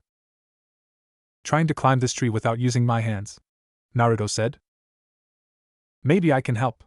It's not that hard when you get the hang of it, Hinata said. You can do it? Naruto said. Yes, we learned a few weeks ago, Hinata said. Ah man, Naruto said. It's really not that difficult, Hinata said. Okay. Let's get going. So what's first? Naruto said. Be a Kugen. Alright. Start, but stand still and focus on your feet, Hinata said. Okay, Naruto said. You need more chakra, Hinata said. Like this? Naruto said. More, a little less. Good, hold that for 5 minutes, Hinata said. This is hard. Why do I have to do it? Naruto said. So you learn the proper amount without falling so much, and it's easier to focus when just standing, Hinata said. He held his chakra with Hinata calling out minor adjustments. At first he had to focus and change every few seconds. But by the 5th minute he could actually feel the difference between too much and not enough. Alright, Naruto-kun. Try it now, Hinata said. Okay. He ran up the tree and made it 7 meters before he fell off. Oh yeah, check it out. Good work, Naruto-kun, Hinata said. Thanks. Alright, let's try this again, Naruto said. He focused the chakra to his feet again. Spent 5 minutes trying to maintain the proper level. And tried again. With Hinata's help he managed to get almost a meter higher each time. Until he found himself standing sideways at the top of the tree. He was so excited he accidentally jumped off the tree. Hinata ran to where he had landed. Naruto-kun. Fine. I can't believe how easy it was like that, Naruto said. You're really amazing. It took us 3 days to get it, Hinata said. That's 'cause I had an awesome teacher, Naruto said. Thank you, Hinata said. They set off for Tazuna's house. As they passed the river, Naruto saw a fish jumping out of the water. Hey Hinata, hold on a sec. He pulled out a kunai and tied some ninja wire to it. Aiming, he threw it at the fish. The kunai missed by an inch. What are you doing? Hinata said. Well, this town is pretty hard off. I went to the market this morning, and there was hardly anything there. I feel kind of bad about just eating all their food, so I figured I could at least catch a fish or something to help out. He threw the kunai at another fish and only scraped its tail. It's harder than it looks. Maybe I can help, Hinata said, wading into the river up to her waist. She waited several minutes for the fish to ignore her. Then she slapped the water, sending out a chakra pulse. Several stunned fish floated to the surface. Naruto jumped in and caught them all. They had more than enough fish for dinner, and it took both of them to carry it back to Tazuna's house. There they found all their teammates sitting around the table. Kakashi frowned when he saw Naruto. I thought I told you to keep training until you got it. Instead you went fishing? Naruto smirked and walked to the wall, up it, and stood grinning on the ceiling. I finished early, so me and Hinata thought we'd help catch dinner. Tazuna and his daughter looked wide-eyed at the fish Naruto and Hinata handed them. Thank you very much. I'll have these cooked up in no time. Kakashi looked a little confused and disappointed. How did he manage that? Just a few hours ago he was barely off the ground. It should have taken at least 3 weeks for him to advance this far. Even with all the extra mouths, and an eating contest between Kiba and Naruto, there was still plenty of fish left over after dinner. Kakashi looked at his 3 students. Sasuke looked ready to kill Naruto, having spent the whole meal glaring at him. Sakura kept scolding Naruto for his manners, but he had caught her smiling at his antics a few times. And Naruto was riding high after getting the hang of the tree walking exercise. Well, Naruto, since you seem to be so full of energy, why don't you take first watch? Alright, Naruto said, getting up to go outside and patrol. Hinata, would you mind helping Naruto out? Kurenai asked. Of course, Kurenai-sensei, Hinata said. Kurenai ignored Kakashi's startled look. After their students had settled in until their watch, Kakashi found Kurenai in the kitchen to voice his concerns. Are you sure it's wise to leave her alone with that demon? Hinata will be fine. I'm starting to think we've all been wrong about Naruto, she said. What? Have you forgotten everything the Kyuubi has done to our village? Kakashi said. He couldn't believe a comrade was saying anything like this. I haven't, but I'm not convinced the Kyuubi and Naruto are the same, she said. How would you know? He said. Because every time you brush him off from your training he comes and trains with us, she said. He what's? And you've actually been training him? He said. Yes, at first it was just to see what he was like. But every time my squad works with him they push themselves further. Somehow he seems to bring out their best, she said. Have you lost your mind? It's the demon fox. You were there, you've seen what it can do, Kakashi said. I remember. And that's why I'm not convinced he's like we all thought, she said. When he decides to prove me right, I hope you'll remember this, Kakashi said, leaving the room. Kurenai sighed. She had been planning to speak with Kakashi about Naruto, but not like that. She decided to go check up on Naruto and Hinata. The two were sitting on top of Tazuna's house. Every few minutes Hinata used her Byakugan to check the surrounding area. Naruto was trying just to stay awake. Naruto-kun, if you are tired you can sleep, Hinata said. Nah, I can't go falling asleep on guard duty, Naruto said. I would hope not, said Kurenai behind them. Kurenai-sensei. Hinata jumped up and bowed. She smiled at her student. Anything to report? No, nothing to report, Hinata said. After the way we beat the sword freak, no one would dare mess with us, Naruto said. Actually, I've been meaning to speak with you about that, Naruto. I'm not convinced Zabuza is dead. What? But Kakashi said he was. There were needles in his neck and everything, Naruto said. Yes, but those needles are a strange weapon, aren't they? True, they can be used to kill, but also to put someone in a death-like state. I'm not convinced Kakashi could tell the difference in the condition he was in. Also, shinobi hunters are supposed to destroy a body on the spot. Yours seems to have left with it, Kurenai said. So? If he's stupid enough to come back, we'll take care of him again. We've got you guys here now, Naruto said. You seem to have a lot of faith in my squad, Naruto, Kurenai said. Of course I do. You're all Leaf Shinobi too, and you've got Hinata-chan, Naruto said. Hinata turned away to hide her blush. She was sure she was bright enough to be seen from the sea. Kurenai just laughed and left them to the rest of their shift. Just after midnight, Naruto and Hinata went inside while Sakura and Shino took their watch. As they passed each other, Naruto grabbed Shino's arm and pulled him aside. Hey Shino, do you have a bug that can react to blood? In case one of us is separated and injured? An interesting idea. I'll think about it, he said before leaving the house. The next morning, the Leaf Shinobi sat around the table. Kakashi looked at each of them. We have talked it over and decided that the best way to proceed will be to split into 3 two-man teams. One team will train, one will guard, and one will rest. We'll alternate the teams as we go. For today it will be Sasuke and Shino, Sakura and Kiba, and Hinata and Naruto. Before you all go, Kurenai interrupted. There is reason to believe the Zabuza may still be alive. If he is, it's doubtful he'll attack for several days, but be on your toes.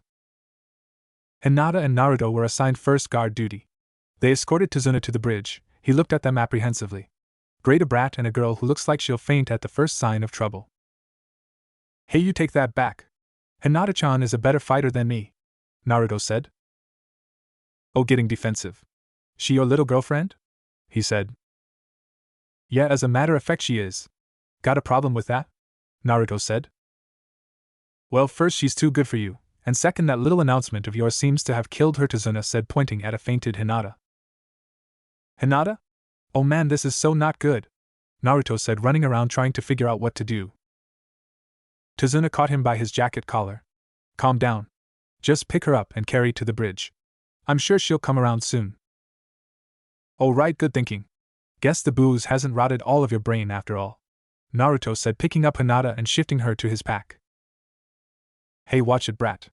I'm smarter than you'll ever be, Tazuna said. When they got to the bridge, Tazuna frowned. Only half the workers from the day before were there. Where the hell is everyone? Sorry, boss, people been getting scared, one of them said. Scared? This is the last chance for our country.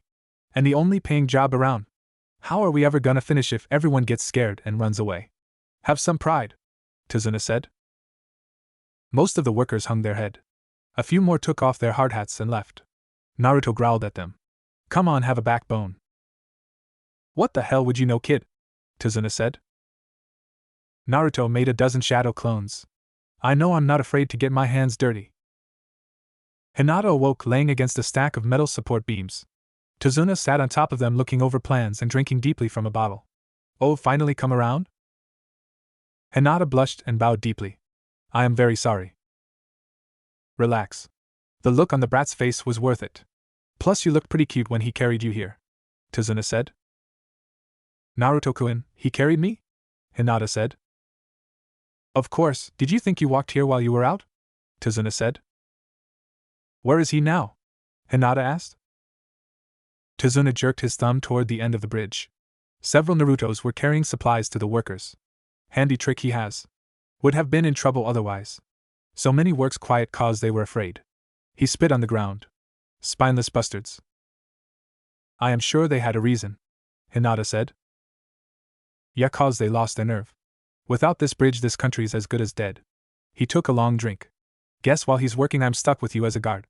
Think you can stay awake long enough to do that? I will do my best, Tazuna-sama, Hinata said. Tazuna looked her over and took another long drink. Sakura and Kiba came to take over guard duty in the late morning. Naruto and Hinata had training next and made their way to the part of the forest where they had practiced the tree walking exercise. Kakashi had given Naruto instruction to continue practicing by holding his position on the underside of a branch for 10 minutes, then repeat until he could do it 20 times in a row without falling. Kurenai told Hinata to work on her Byakugan by helping Naruto, though she suspected it was more because she felt bad for Naruto's treatment by his sensei. Naruto didn't waste any time. As soon as he thought he had his chakra right, he walked up the trunk and onto the branch. Hinata smiled. That was clearly something Kakashi didn't count on, his determination. Hinata shook herself. She couldn't let Naruto get ahead of her.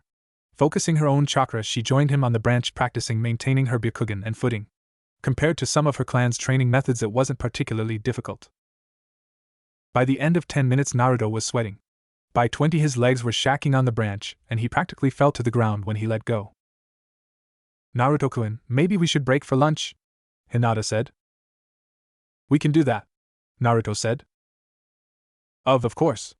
No one said we couldn't take a break, and we'll finish faster if we don't wear ourselves out right away, Hinata said. Alright, sounds good, Naruto said. Hinata jumped down and pulled a bento box from her bag.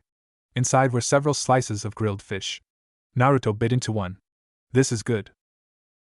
I'm glad they didn't have much to work with, so I was worried about the taste, Hinata said. You always cook amazing stuff, Naruto assured her. Hey, dead last, Sasuke said, leaning against a tree. Shino was standing nearby. My apologizes.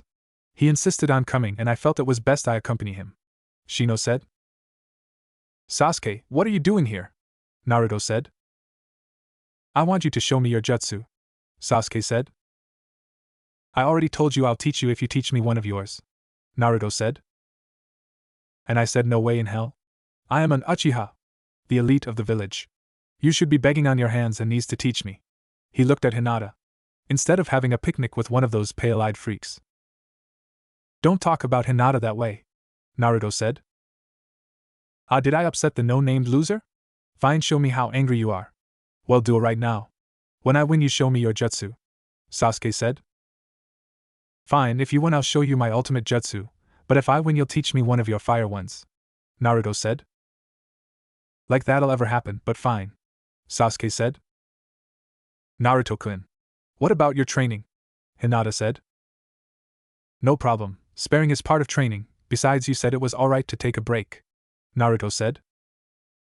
This isn't what I meant, Hinata said. Shino rested a hand on her shoulder. This has been a long time in coming. It would be unwise to interfere. I am also curious about the outcome. But what if Naruto-kun gets hurt? Hinata said. I believe there is little risk of that. Come, we had better move out of their way. He led her to the side of the trees. Naruto faced Sasuke and drew a kunai knife. So what are the rules? None, Sasuke said and leapt forward, making hand signs. Fire release, giant fire ball technique. Naruto rolled to the side, throwing his kunai. The ground behind him exploded, chunks of burned earth rained down on them. Naruto rolled out of the smoke.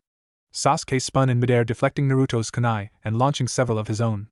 Naruto forced chakra to his feet and jumped out of the way, grabbing a branch and barely managing to adjust his chakra and stick to it. Sasuke slid to a stop. Fire release, Phoenix Sage fire technique. Dozens of small fire balls tore through the trees, ripping branches from the trunks. Naruto dropped down just in time. Got you now, Sasuke said. He pulled several wires and throwing stars were yanked out of the fireballs. With a flick of his wrists, they spun around Naruto, wrapping him in the wire. Fire release, dragon fire technique. Flames raced along the wire. Just as it bit into Naruto's skin, the fire reached him and engulfed the blonde ninja. Naruto! Hinata cried. She tried to race to him, but Shino held her back and pointed to a tree behind Sasuke. Man, I'd have been in trouble if that was me, Naruto said, standing upside down on a branch. What? How did you get up there? Sasuke said, looking back at the wire. There was no trace of Naruto in the burning wire. It was a shadow clone. You know that fireball jutsu is powerful, but it gives your opponent too much cover, Naruto said. Fine then, I won't give you any more openings, Sasuke said, pulling another kunai and racing up the tree. Naruto jumped away, but Sasuke grabbed him by the ankle and slammed him into the tree, breaking the bark. He fell to the ground and rolled away a second before Sasuke buried his kunai into the ground where Naruto's head had been. Naruto stabbed his kunai at Sasuke's head. He blocked with a second kunai. Using the first for leverage, he spun, swinging his foot at Naruto. The blonde ninja bent backward, avoiding the attack. Sasuke brought his other foot around and grabbed the first kunai with his chakra. Then used the momentum of another kick to send it straight at Naruto's head. You no-name loser, stay down. You're no better than that bug-brained idiot. Naruto let it cut his cheek to get inside Sasuke's guard, then drove his fist into the Uchiha's stomach. Sasuke punched Naruto in his shoulder. Off balance, Naruto tried to kick at Sasuke, but Sasuke was ahead of him and brought his knee to Naruto's gut. He grabbed Sasuke's leg and threw him before collapsing to his knees. Sasuke recovered and landed on his feet. Damn it! How can this clanless loser hold his own against me? I am a Uchiha. Think. His stamina is inhuman. I can't let this drag out. I need to hit him now. He glanced towards Hinata and Shino. Shino's insects were buzzing and swirling around him. Sasuke smirked. At least he could rile up the other losers. Or make him take a hit. He turned towards Hinata and Shino. Fire release. Great fireball technique. The fireball was several times the size of his first. Naruto sprinted towards Hinata and Shino. Shadow Clone Jutsu. Hinata saw a wall of orange just before the fireball hit. Her next thought was that she was on the ground. She staggered to her feet. The forest was covered in a smoky haze. Naruto! She called out between coughs. Hinata! Naruto croaked. She turned in relief, and nearly became sick. Naruto was sprawled on the ground, most of his shirt was signed off, angry red skin and blood covered his arms and chest. His forehead band had fallen over his eyes, but his face wasn't any better. His blonde hair was dulled with smoke and soot. Oh God! Naruto! Hinata said. Looks like I won, loser, Sasuke said, walking through the smoke. Hinata slammed her hands into Sasuke's stomach, hitting every point she could remember to cause pain. Then an open palm strike that threw him through the smoke and into a tree, shattering it under him. She went in for another strike, but Shino stopped her. Hinata-san. Naruto needs help. Sasuke won't be causing any more trouble for now. Naruto. Her legs nearly went out.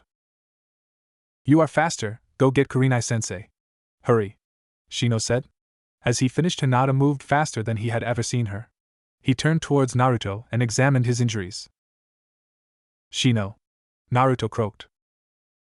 Yes, remain still, you have suffered severe injury to your torso, arms and head. Shino said. Are you and Hinata-chan alright? Naruto said. We are uninjured thanks to your actions. But I have a question. If you had used all of your clones to absorb the portion of the blast that would have hit Hinata, you would most likely have remained uninjured. However, you spread them out to also block the portion heading towards me. I could have easily dodged the worst of it. But your insects were out. They're like Akamaru, not humans, but still comrades. Didn't want them hurt in my fight. Naruto said. Comrades?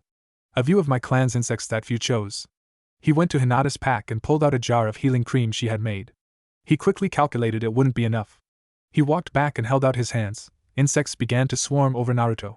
Hold still, my insects can dull the pain until Hinata returns with help. Was Sasuke hurt? Naruto said. Not by the blast, though I believe Hinata may have broken several of his ribs. Shino said. Knew she was stronger than me. Naruto said right before he passed out. Shino supervised his insect's work.